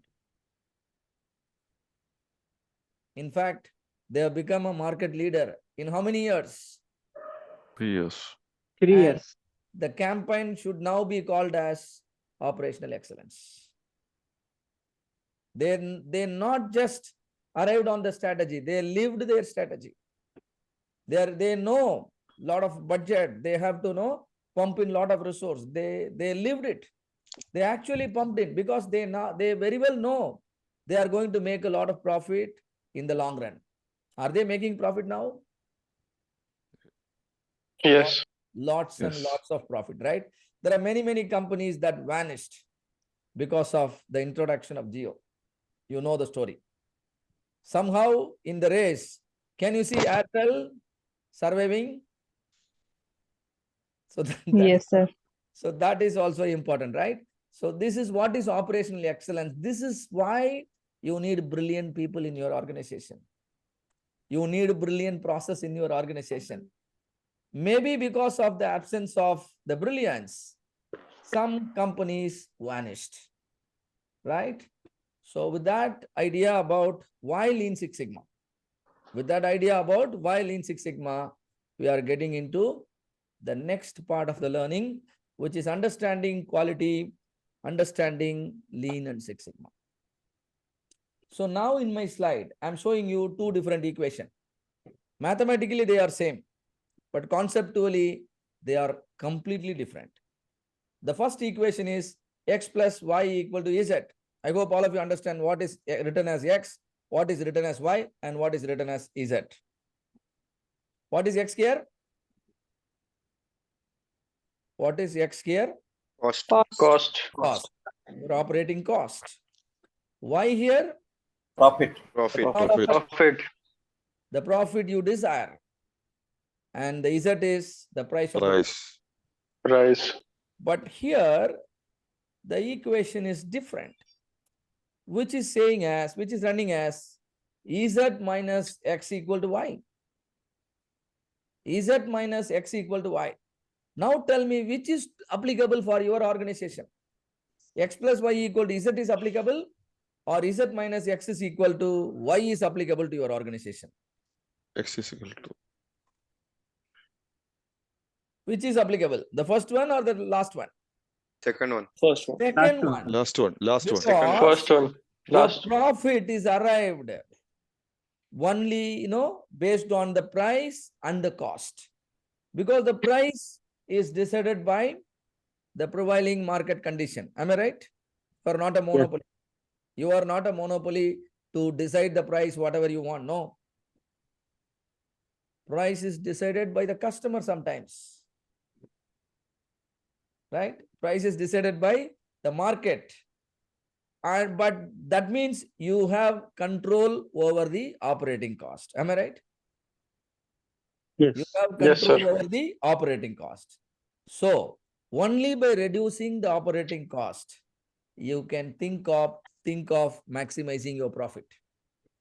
I think 90 to 95% of the company has to understand this. Right? Nowadays, selling a product at the price decided by you is not that easy. Am I right? Right? So now, Yes. how can I minimize the operating cost? First of all, what is operating cost? The cost of manufacturing the product or cost of offering a service plus your overhead. That is known as operating cost. Now you need to work on reducing your overhead. You need to work on reducing your manufacturing cost or service offering cost. Thereby, your profit can go up. Hope all of you understand the difference. X plus y equal to z. The other one is z minus x equal to y. Good. So, ultimately, any business should be able to make a profit. You can't say, I'm running a company, without profit. You know what will happen if you run a company without profit? It will vanish, isn't it? Profit is required for survival. All right. So customer satisfaction and business growth depends on the quality of the product, and then on-time delivery, quick service, and then lowest price. At the same time, you should be able to make profit. You give high quality product, you deliver fast, you always deliver on time. At the same time, your price is competitive, means cheaper than the competitors, right? In return, you should be able to make profit. And that's why Lean Six Sigma has to be understood and has to be deployed. See here, what you need to do. You need to reduce the defects. Am I right? If your product has a lot of defects, you can't say your product is, faultless quality or defect-free product, 0 ppm, 0 defect. You can't use all this language if you don't have a focused effort on defect reduction. Any project or any initiative that is focusing on defect prevention is known as Six Sigma project. All of you understand what is a Six Sigma project? Any project or any initiative with the primary focus of reducing defects should be called as Six Sigma project. Right? And you must respect the principles behind Six Sigma. And one of the important principle of Six Sigma is reduce variation. In order to reduce variation, you must standardize the process. We have experienced it right in the beginning of the course, isn't it? If you don't standardize the process, there will be a lot of variation.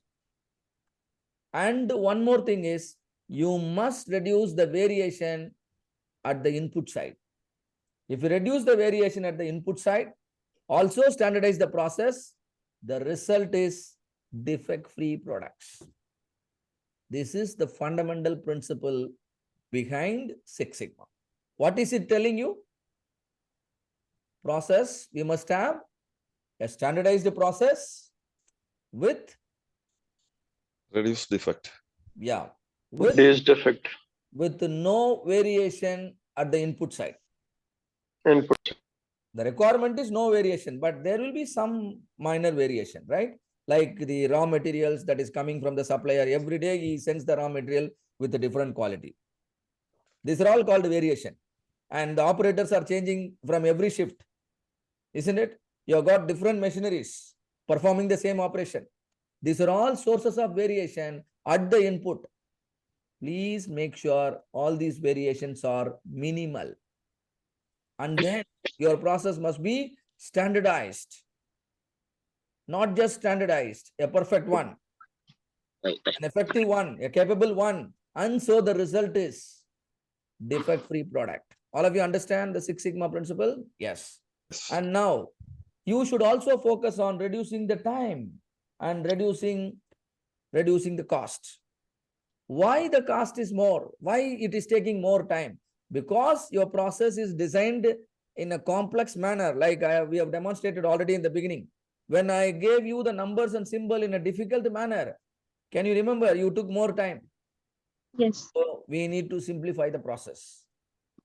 We have to make sure we consume less of the resources, be it raw material, be it manpower, be it time, be it machinery, be it floor space, be it the effort required. All of them are known as resources. The resource must be consumed in the exactly required quantity. If you over consume the resource, you know what are you doing? You are doing a wasteful activity. If you are consuming resource excessively, say for example, you overeat your breakfast, you know what will happen? You are attracting Blotting. Nauseating. Blotting. Yeah, we are attracting diseases every single time we perform a wasteful activity. You can also call it, inefficient activity. You can use this word inefficiency or waste, unproductive, whenever you consume any form of resource in excess. You consume more time, that means we are inefficient. You consume more raw material, you are inefficient. Isn't it? So anything you consume more than the required quantity, for everything there is a theory available. For everything there is a theory available, right? Theoretically, this much is okay. Try to stick to the theory. Right? Then what happens? You become efficient. So whenever you see a problem with respect to the efficiency, right? You need to put effort to optimize the efficiency. Optimize the efficiency means you are optimizing the resource consumption. You don't have to underconsume. Please don't misunderstand. You don't have to underconsume. Consume in the right quantity. We are not saying that don't take breakfast. Take the breakfast, but in right quantity. Take the lunch, but in right quantity. Right? And this is called efficiency. So any project that you do, focusing on enhancing the efficiency is known as a lean project. All of you understand? Six Sigma means your focus is on reducing the defects. Lean means your focus is on reducing the waste. When I reduce the defect, it brings or it gives your customer a high quality product. When I reduce the waste, it gives my organization a good chance to maximize its profit. What do I produce is also important. How do I produce is also equally important to my customer. I mean, to my business. What do I produce is important to my customer, but how do I produce is very, very important to my business. Hope you all understand this. Yes. So we have to make sure our process is not only effective, but also efficient. If I improve the effectiveness, it's a Six Sigma project. If I improve the efficiency, it's a lean project. Over and above, there is something known as risk. There is something known as risk. Because everything has got certain amount of risk. You should also be able to visualize and quantify the risk and continuously minimize it. If you don't do that, the risk one day will invite a big failure. Imagine you driving your car or a two-wheeler. You driving a two-wheeler at 40 km speed. There is a risk, isn't it? There is a risk involved, but the risk is acceptable. 40 km speed, yes, it is acceptable. But if you drive a two-wheeler at 80 km speed, do you think it is okay? No. Risk is more. There is a possibility of accident. Yeah. Can you imagine you driving a bike at 120 km speed? I don't know. Right? The risk is more. That can definitely invite a failure. Right? So another thing is parallelly, you should also focus on minimizing the risk. There are three things needs to be given attention. Defects have to be reduced, waste have to be reduced, and risk have to be reduced. All of these things are possible only through process improvement. Then only the improvement is sustainable. Hope all of you understand. All right? Yes, sir. So, whenever you see a problem with respect to the defects or with respect to the waste or with respect to the risk, right? And you have to fix it. So that means all the problems, which problems in the sense your process is not efficient or not effective or the risk associated is more, right? And so you need to fix it. And for fixing such problems, you have many methodology. You see here, I have written so many. What is the first thing that is written? Just do it. Suggestions. Many problems, most of the time, we know the solution. Many of the problem, we know the solution, but then we don't do it. What is the methodology you all must follow for the problems with the known solution? Just do it. Nothing to learn, right? Whatever you can solve straight away, please solve.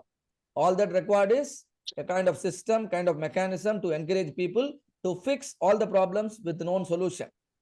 Very, very simple problem, right? Type 1 problem.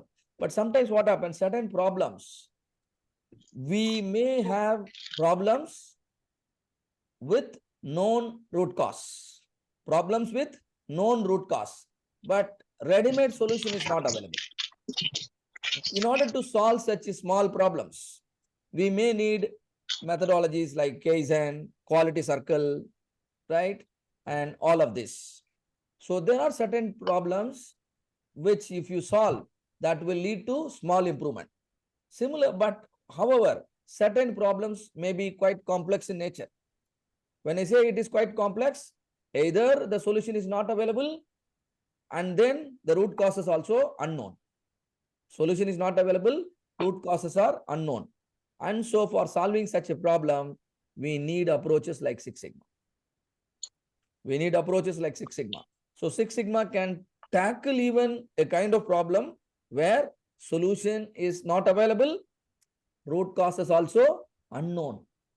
All right. So you now understand where Six Sigma fits. At the same time, the problem is recurring in nature. At the same time, the problem is recurring in nature. All right. So lean means the focus is on efficiency. Six Sigma means the focus is on effectiveness. Right.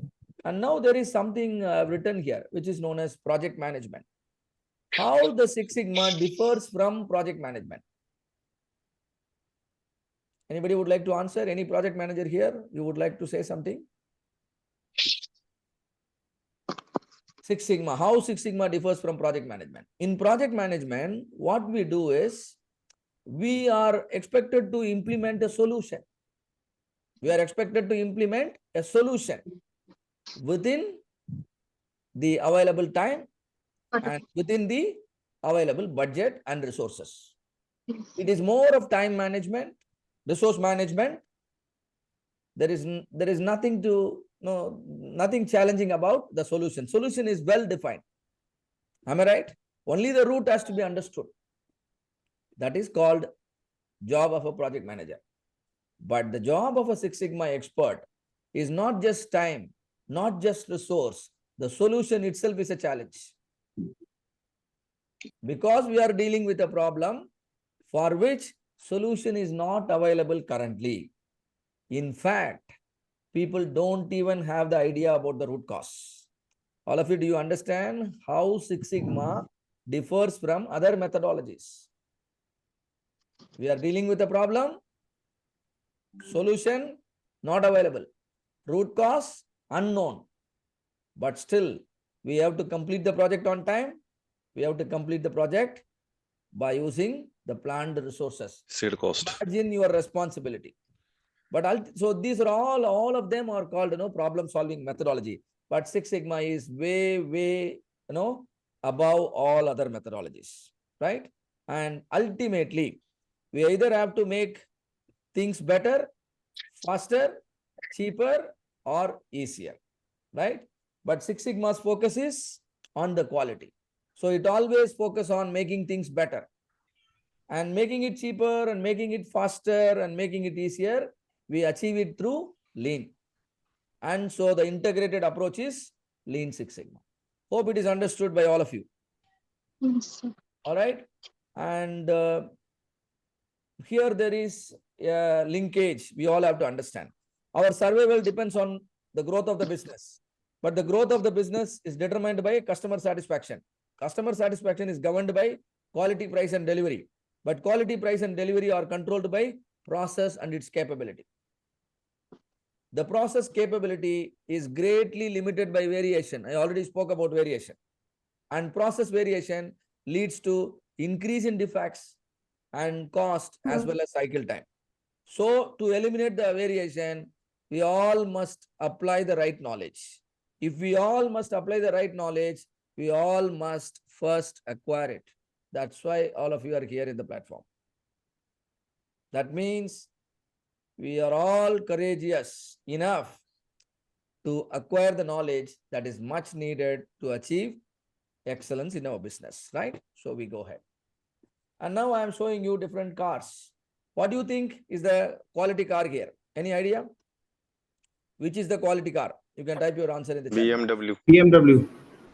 Yeah, all of you please type your answer in the chat box. Whatever comes to your mind, please type. And now I also request all of you to keep an eye on the chat box. Let's learn from each other.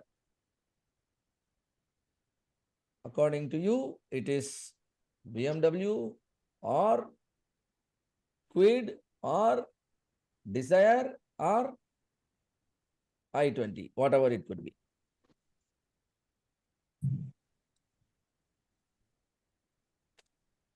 I could see most of you typing BMW. I think all of you are able to notice that. Am I right? There are many answers favoring BMW. Let me ask another question. Which is the luxurious car? That is also BMW, isn't it? All right. If I ask you luxurious car, if you say BMW, yes, you are giving the correct answer. But when I ask you the quality car and you are saying BMW, that means your answer need not be correct. Always we confuse between quality and luxury. Quality is meeting your customer's requirement. Agreed? Quality is meeting your customer's requirement. Luxury is different. So, in order to understand quality, you must have an idea about the target audience. or the customer segment.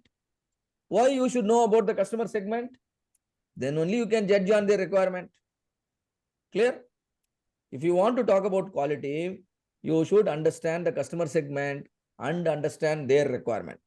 Do you think all these cars are, for the same customer segment, or they belong to different customer segment? Different customer. Different customer segment. So requirements are different. Yes. Requirements are different. But as long as the product meets the requirement, you can call it as a quality car. In my opinion, all these cars performed well in the market. Am I correct? That means, that means the respective companies, they have understood the customer segment, they have understood the requirement, and they have fulfilled the requirement. That means all the cars are quality cars. The right answer to the question I have asked is all the cars are quality cars. So whomsoever who typed all in the chat box, you are really an asset to your company. All right, you can check who has typed all in the chat box. So now 4 important things to achieve the desirable quality is: first thing, understanding the customer segment and understanding the requirement. That is what we talked in the previous slide. What is the first step? Understanding the customer segment, then understanding customer requirement. When I say customer requirement, the immediate point that should come to our mind is CTQ. Customer requirement should be in terms of CTQs, not in terms of the vague expression. Vague expressions, you can't take action. But CTQs, you can take action because they are measurable. What is measurable is also actionable. What is immeasurable, you can't, take action. Like the example, the water bottle cap. I want to open it easily. This is customer's voice. But if I say the minimum torque or the torque that is required to open the cap, that is a CTQ, right? So CTQs have to be understood. That means there has to be a unit of measurement with respect to each of the CTQ. You made it measurable.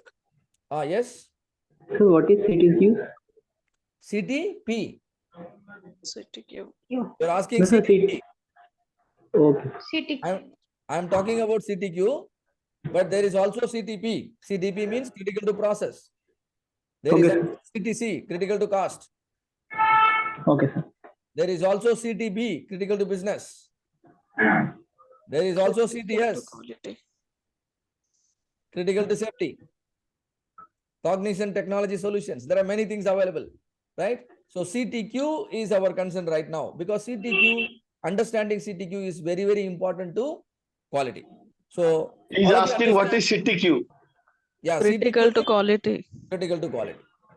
Critical to quality are nothing but the characteristics, right? Nothing but the characteristics or measurable characteristics. Now, once the CTQs are understood, now the next step towards quality is designing the products and service. The design should help you to meet the customer requirement. And then you must develop the process. You know why we develop the process? We develop the process to achieve the consistency in the performance. Isn't it? If there is no process, that means, people will perform differently. And as a result, there will be a lot of variation. So fundamentally, process is required so that you can standardize on your result and achieve consistency in your result. And finally, there should be effort to continuously monitor, control, and improve your process. Because in the long run, your process can lose the capability. Because in the long run, customer requirement can also change. So accordingly, you need to work on your process, right? So the 4 important steps: understand the customer means understand the CTQ. Now the second step, design. Design should be in line with the CTQs. The design specification and the CTQs should match. The third thing, process development. Process development, it should be developed to bring the consistency as well as the capability, right? And finally, managing and controlling the process, nothing but process control and process improvement. This is to maintain the consistency as well as the capability. I think, the Six Sigma experts work here. They work to achieve process control and to achieve process improvement. Improvement. Great. So now so far we clearly understood process improvement is the key to quality. And so key to all your business results, because no quality, no business, right? Process improvement is the Right. key to quality. So I am showing you an orange tree in my slide. What kind of Yes. fruits my tree can give you? My tree can definitely give you oranges. Orange. Or But the business owner wants apple. Do you think I will be able to give him the apple using the existing tree? No. no. No. Yeah. That means if you want to change the fruits, you must necessarily change the roots. Roots. But the biggest insanity, the biggest problem in every organization is they don't want to change. Right? They want to do the same thing again and again, but expect better results. Right? So, which is definitely not possible. Process improvement is something we have to admit and then, continuously improve. And in Six Sigma, we call it as Y equal to F of X. The very, very first tool you all must understand is Y equal to F of X. You might have studied this, but now you must understand it, right? Where Y is the output, X are the input. Y is the output, X are the inputs. Now tell me, your output definitely depends on the input. Am I correct? Yes. That's why in mathematics, Y is known as dependent variable. In mathematics, Y is known as dependent variable because it always depends on the X. But X are known as independent variable. That means you can take actions, immediate actions with respect to X. If I take actions with respect to the X, you know what will happen? My Y will get optimized. If I optimize the X, my Y will get optimized. All of you, do you understand the relationship between X and Y? Yes, sir. Y depends on X. I can take immediate actions on the X. If I take right actions on the input side, I will get the desired results on the output side. This is applicable to quality and all your business result. Imagine you want to reduce weight. You want to lose weight. You are on a weight loss program. You want to reduce your weight because you feel like, you are a little obese. So you want to reduce weight. So tell me, weight, is it an X variable or a Y variable? Can you take quick action? Why? It's the Quick action result. is not possible. Why? So your weight is a Y variable. Now tell me all the X variables that are related to your weight. Exercise, Inputs. food. Food intake. Consumption of food. Requirements. Exercise. So now you have to make all of these measurable. That is the first thing you all should do. If you can't measure, then it is difficult to improve. Probably you will buy a weighing machine.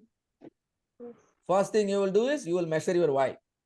The next focus should be you should start measuring your X also. How do you measure your food? Calories. In terms of calories. How do you measure your exercise? In terms of the number of steps you take or the duration of the exercise. Some measurability has to be brought in. The sleep hours, the number of hours you sleep. All of these are X. Am I right? Now you need to take the right action. What is the right action? You want to reduce your weight. Now what should you do with the calories? What should you do with the calories? If you want to reduce weight, what should you do? Minimize the calories intake. You should increase the calories or you should decrease the calories? Decrease the calories. Decrease. Decrease the calories. Decrease the calories. Calories according to weight. Because you know more the calories, more the weight. Because you know if you consume more calories, provided there are no other complications, a normal person I am talking about. More calories, more weight. That means the relationship is positive. This knowledge is essential to take the right action. Am I right? Yes. If you really want to understand the solution, you must understand the root cause. You must also understand the relationship. I consume more calories, I'll put more weight. If I consume less calories, I'll start losing my weight. One thing. Now, exercise. Now, with respect to the calories, I've seen a positive relationship. Hope all of you understand. Positive relationship means increasing the X will increase the Y, or decreasing the X will decrease the Y. Now, let us come to the exercise. If I do more exercise, what will happen? Burn the fat. Weight will Reduce Gradually by reduce. more exercise, less weight. That means the relationship is opposite. Opposite. Inversely proportional. Similarly, sleep. I sleep less, what will happen? Or I sleep more, what will happen? We are not sure here, isn't it? Yes. Whenever we are not sure, you need to do experiment and understand how your body is behaving. If you sleep well or if you sleep more, how your body is behaving if you sleep less. This is called experimenting. You have to do experiment to understand the relationship whenever you are not clear about the relationship. Don't go to the doctor. Isn't it? Because doctor will give a prescription without doing any experiment. You Yes. have to study your body. You have to heal your problem on your own. Probably you can take the expert's opinion, nothing wrong. But then your involvement is much more important than anyone else. Clear? Yes. Right. Now there are three factors. Now you might have some gut feeling, right? Which is actually playing now? Which has made you become obese? Is it the sleeping, or is it the exercising, or is it the calories? Calories. That means even though there are three X factors, you definitely know two of them are not troubling you. The factor that is troubling you is the calories. You have poor control there. Isn't it? You have poor control there. Such a factor is known as the critical factor. The factor which is currently not under control or which is deviating every single day, that is known as critical factor, also known as root cause. All of you understand? All of you understand? But even though it is my gut feeling that I have poor control over the calories, if I want to verify, again, what should I do? I should do the experiment. Isn't it? I will maintain a good diet for a week and observe what happens to my body. Then I will be able to better realize calories is the culprit. Am I right? Yes. This is called root cause validation. Problem solving we are trying to master here. This is called root cause validation.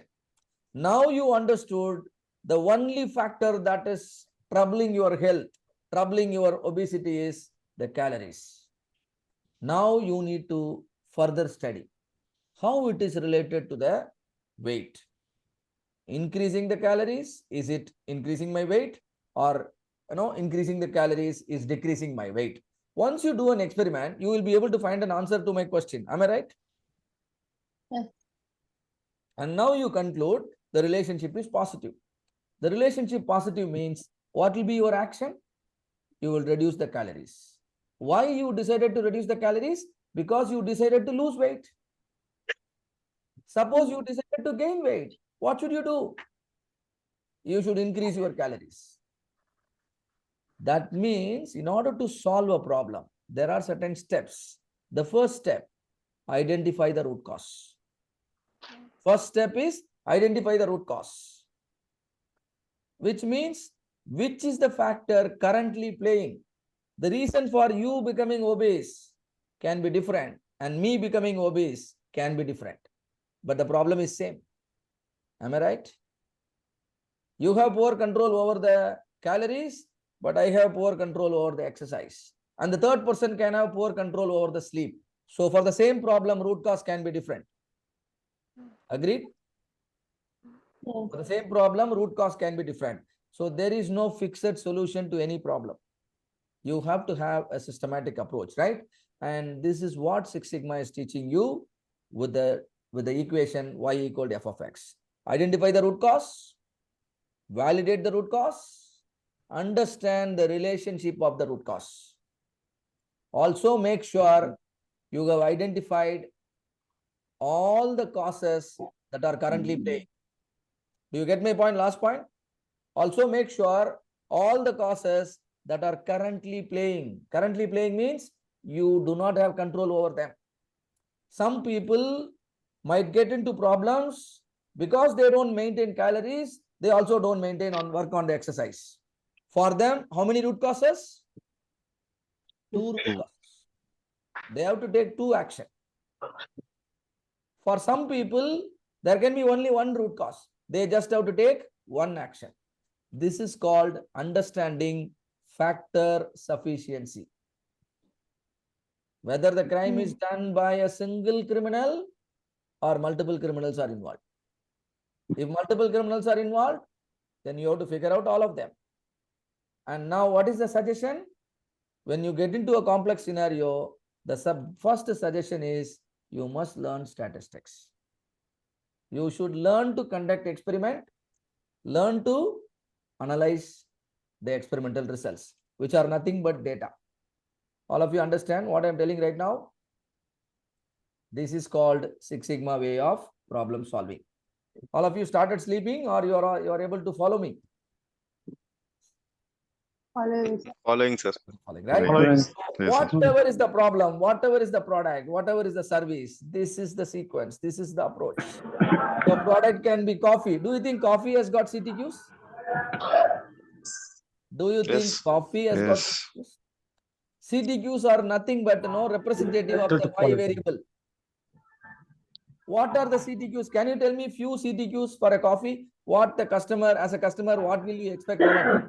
Aroma. Taste. Aroma. Aroma. Sugar, color, Smell. Yeah, aroma, Taste. Smell. Taste. taste. Taste. Then If I want to after see, after if drink I a- experience. wait, if I ask a customer, he will say taste. If I ask a professional like you, then you will break down the taste into many things.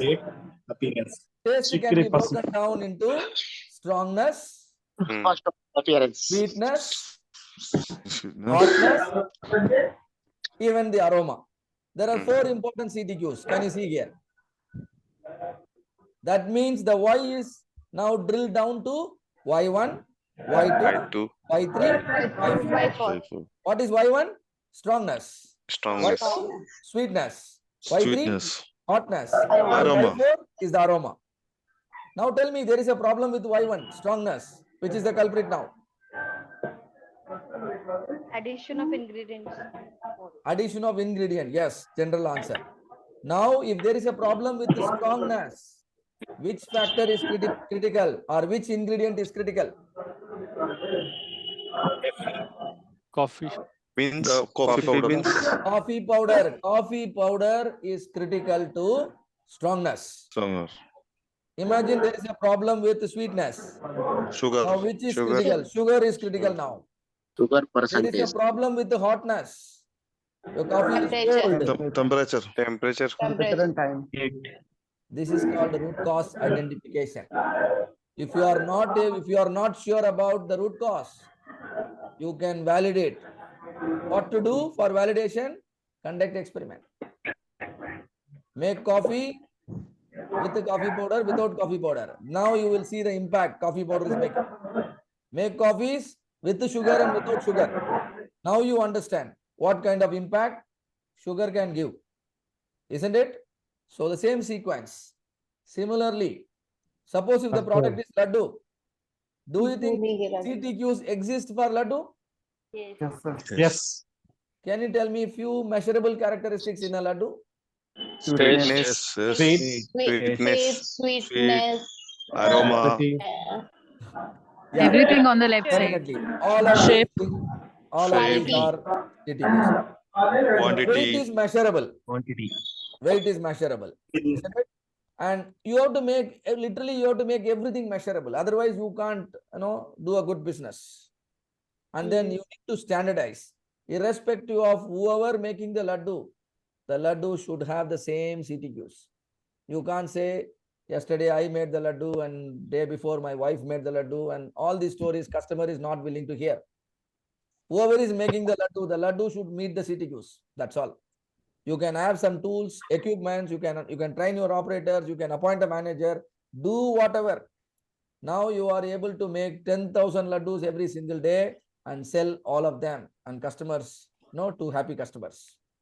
Simply because you are able to meet the CTQs and you are able to consistently maintain them at the desired level.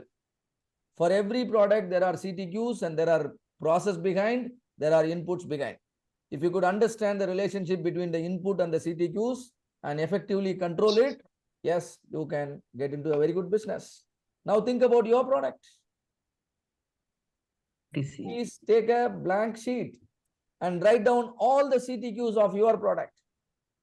Ask yourself, are you talking like a customer or are you talking like a product developer? If you want to talk like a product developer or as an engineer, you have to arrive on the CTQs. You must convert all the customer voice, vague expressions into CTQ. Here lies the secret. If you don't understand the CTQ and don't make them measurable, no, you can't solve any problem. So this is called a process improvement approach. There are two things here. There are two problems that can happen with respect to a process. Process may not be effective. Process may not be efficient.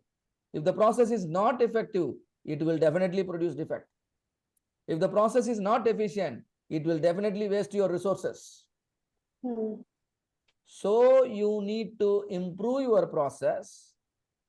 You have to make sure you improve the process in a way that defects become possible.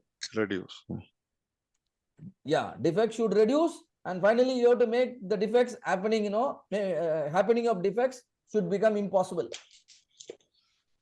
Your process is not at all prone to defects. Then only you can call your process as an effective process. The yield is almost 100%. No defects, no rejections. Similarly, waste means any kind of unproductive activity, any kind of inefficient activity. Every single time you consume resource excessively, then your process is inefficient. So measuring effectiveness, you can measure effectiveness in terms of sigma level. You can also measure efficiency in terms of a metric known as process cycle efficiency. Process cycle efficiency. So improving efficiency is lean, improving effectiveness is Six Sigma. Both of them are required for your operational excellence. So Six Sigma was introduced by which company? All of you, do you know the company which introduced Six Sigma? Toyota. Motorola. Very good. Motorola. Motorola is the correct answer. Motorola. Toyota introduced something known as Toyota Production System, and now we call it as Lean. But Six Sigma introduced from US-based company Motorola, and you are seeing the CEO, Robert Bob Galvin. You are seeing Bill Smith, who is an engineer. You are seeing Dr. Michael Harry, who is a statistician. The combination of engineering and statistical brain gave birth to a new approach, which is known as Six Sigma. We are also trying to do the same thing here in the course. We are going to impart certain statistical knowledge. As a result, you can perform much more better than how you are performing currently. And today we call Bill Smith as the father of Six Sigma. And we should also understand that Dr. Michael Harry is the one who popularized Six Sigma. He systemized it. He created BELT. He developed the syllabus. And whatever we have, it is because of this particular gentleman, right? And this is a little history about the Motorola. And you could see certain number and reason why Motorola embraced or embarked on Six Sigma. What is the reason that is written here? They wanted to overcome the competition they have faced from Japanese companies. The history is the Japanese people, they learned many quality principles and concepts from the Americans, but later they become a big trouble. And now to overcome the Japanese competition, the Motorola embarked on Six Sigma, right? And then adopted by many, many big companies. Now every company needs Six Sigma. If a company says they don't need Six Sigma, it simply means they do not have enough awareness. That's all. There are no leaders there. That's the simple reason. Otherwise, Six Sigma fits into every company, no matter how small it is or how big it is, right? So this is ABB and this is General Electric. And you could read the slides and understand their reason. But now why are we here? We wanted to grow in our career, right? We wanted to grow in our career. That means you have to become a real contributor of your organization's growth, right? And that's why you are here to learn Six Sigma methodology. So these are the results, very, very promising results. The numbers are big even today. The results achieved, several centuries, several decades before. But even today, they are very attractive. That's why, Six Sigma is meant for breakthrough improvements. Again, coming back, what is Six Sigma?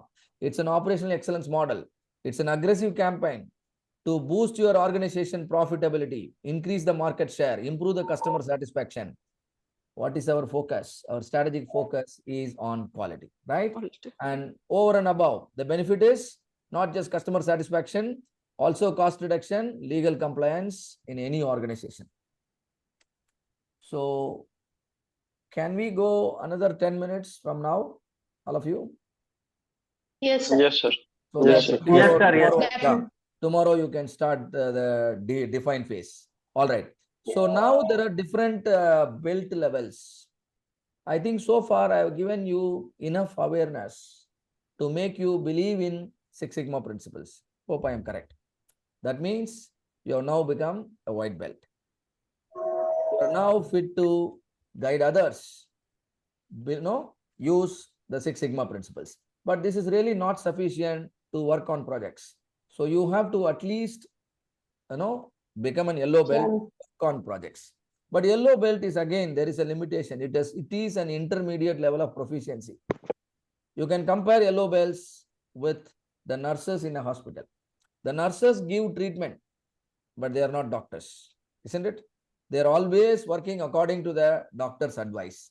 Same manner, as an yellow belt, you will be working in projects, but you should be guided by the green belts, right? You have limited knowledge and, an intermediate level of proficiency with respect to the Six Sigma methodology and the tools. But green and black belts, a full proficiency, but based on the level of proficiency, the kind of projects will differ. A green belt can work on projects with lesser complexity, but a black belt will work on projects with higher complexity. A green belt is a part-time Six Sigma expert, meaning they work on improvement projects or Six Sigma projects by spending 20% of their time. But a black belt is a full-time improvement agent. His bread and butter is process improvement. He is expected to complete at least 6 improvement projects in a year. But a green belt is expected to complete 2 projects a year. Hope all of you understand the difference between green and black. And master black belt is someone who can produce green belts, black belts, yellow belts, develop KPIs, can be part of the business excellence or operational excellence or the quality council of the company, and can contribute in strategy development and developing the KPIs and developing, he is a true participator of all the pillars of the operational excellence, right? And definitely the package, the compensation, the recognition for an MBB will be way beyond your expectation. So we are giving you a clear roadmap for your career success. Now it is in your hand to delay the results or make it happen in the earliest stage, right? So we have the next Green Belt program commencing on October 7th. You can be part of that journey also to accelerate your growth. And then we also have 2 more roles, champion and sponsor. The champion and sponsor are like, the parents to children. Every children require parents.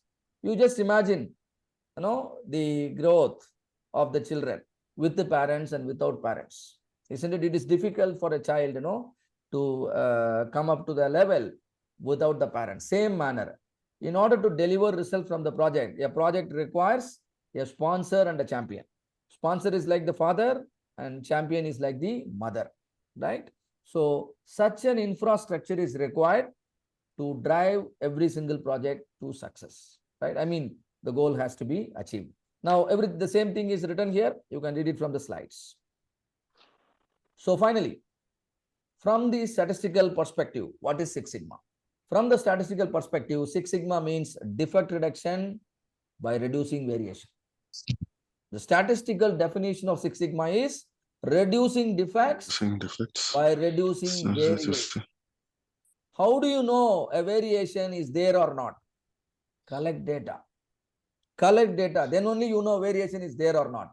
You can collect data about your output.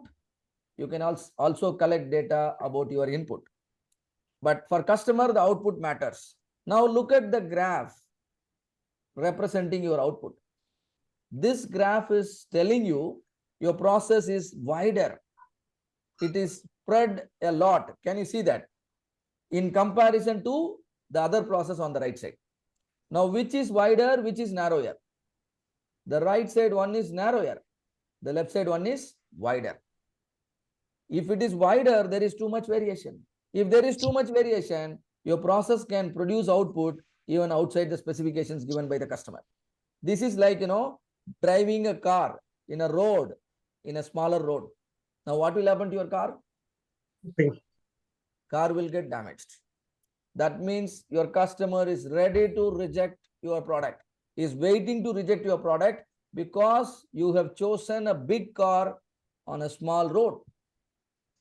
Your process is wider than the specifications declared by the customer. On the other hand, if you got a small car or like a two-wheeler, the road is small, even then you can travel fast, isn't it? So you all need a process which is having a narrower spread. Hope all of you understand. If the spread is narrow, that means variations are less. How do I understand whether the process has a narrower spread or a wider spread? You all must use a tool known as histogram. One of the 7 basic quality control tool. It is not a bar chart. It is known as histogram. That will help you understand the spread of your data.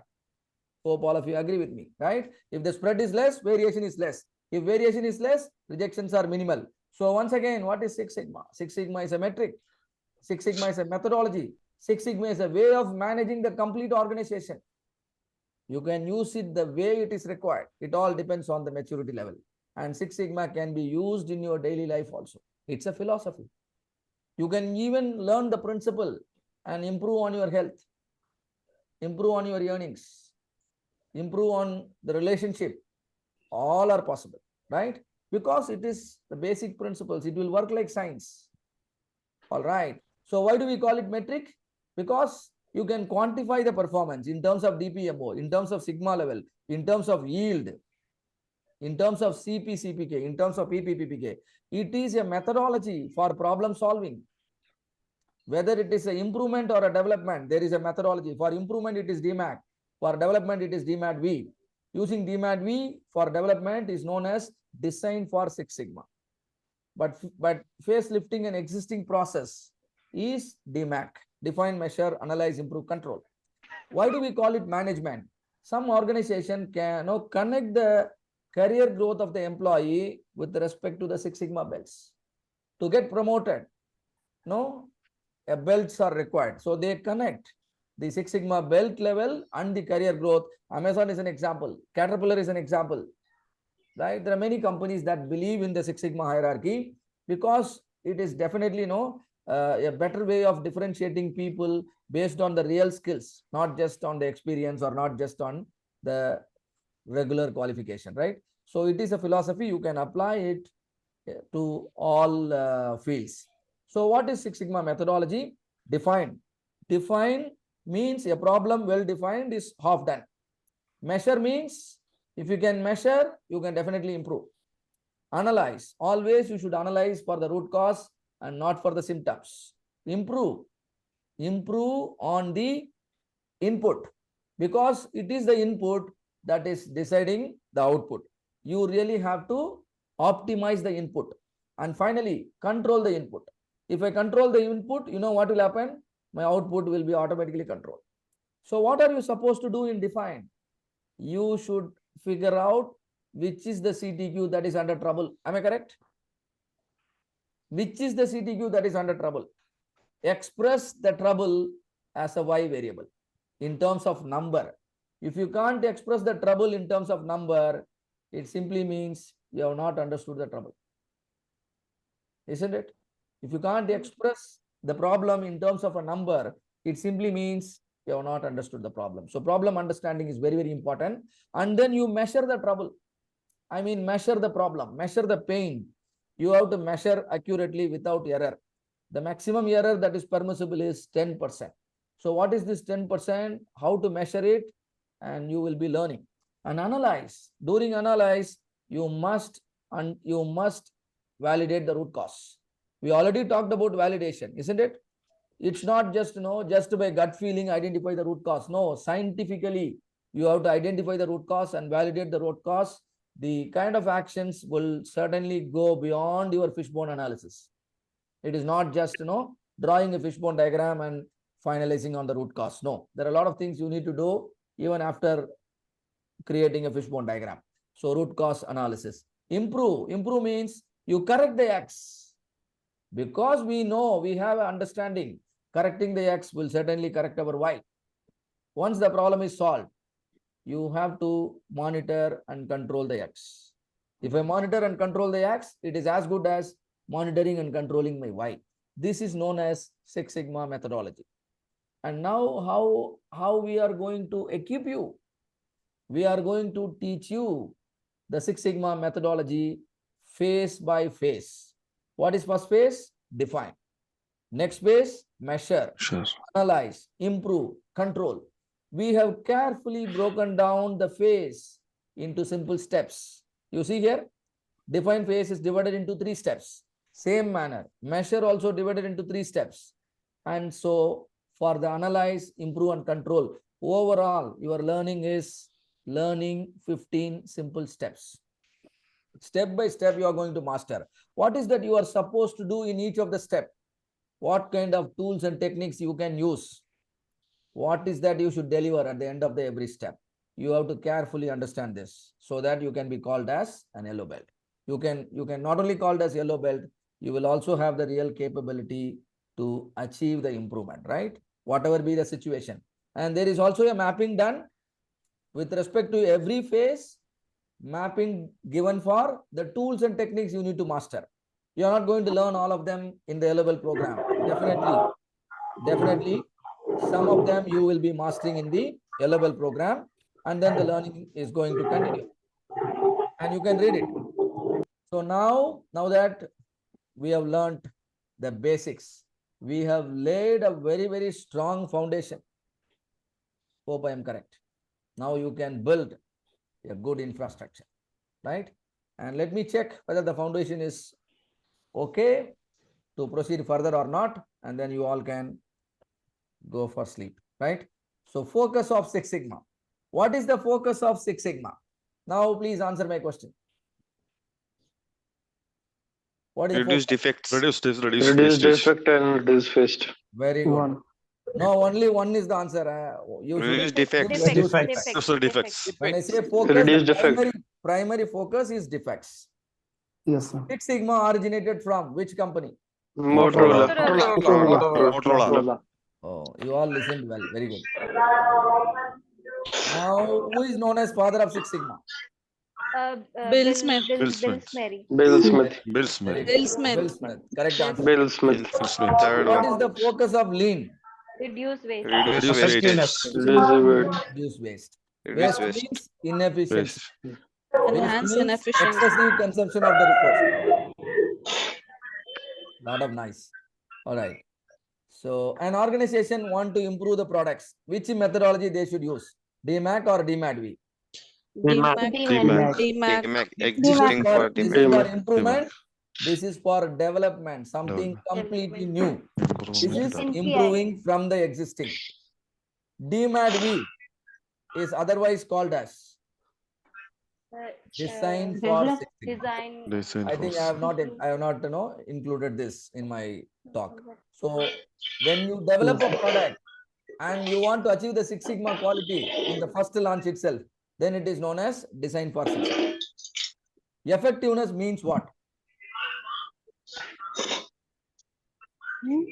Producing defect-free products.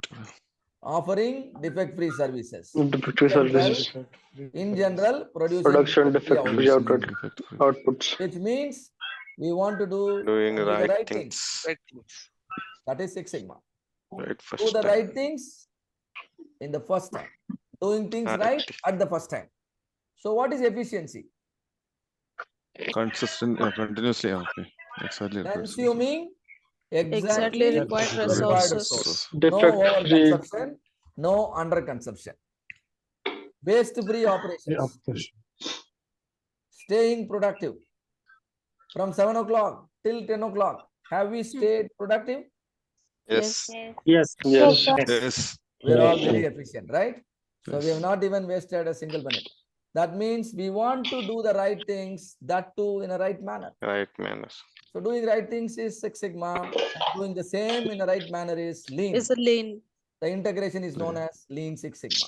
Lean. And root cause analysis means there are stages: root cause identification, root cause validation, and then root cause relationship, and then root cause sufficiency. Hope all of you know the meaning of it. In order to perform each of these steps, you need to learn tools and techniques. Why we have so many steps? Because the problem in hand is really complex. Not average professional can solve this. Only people like you can solve this, and so you are going to learn some additional tools and techniques. So thank you very much for all of you for your Thank you so much. fantastic Thank you, sir. participation. Good night. Thank you, sir. Hello. Thank you so much, sir.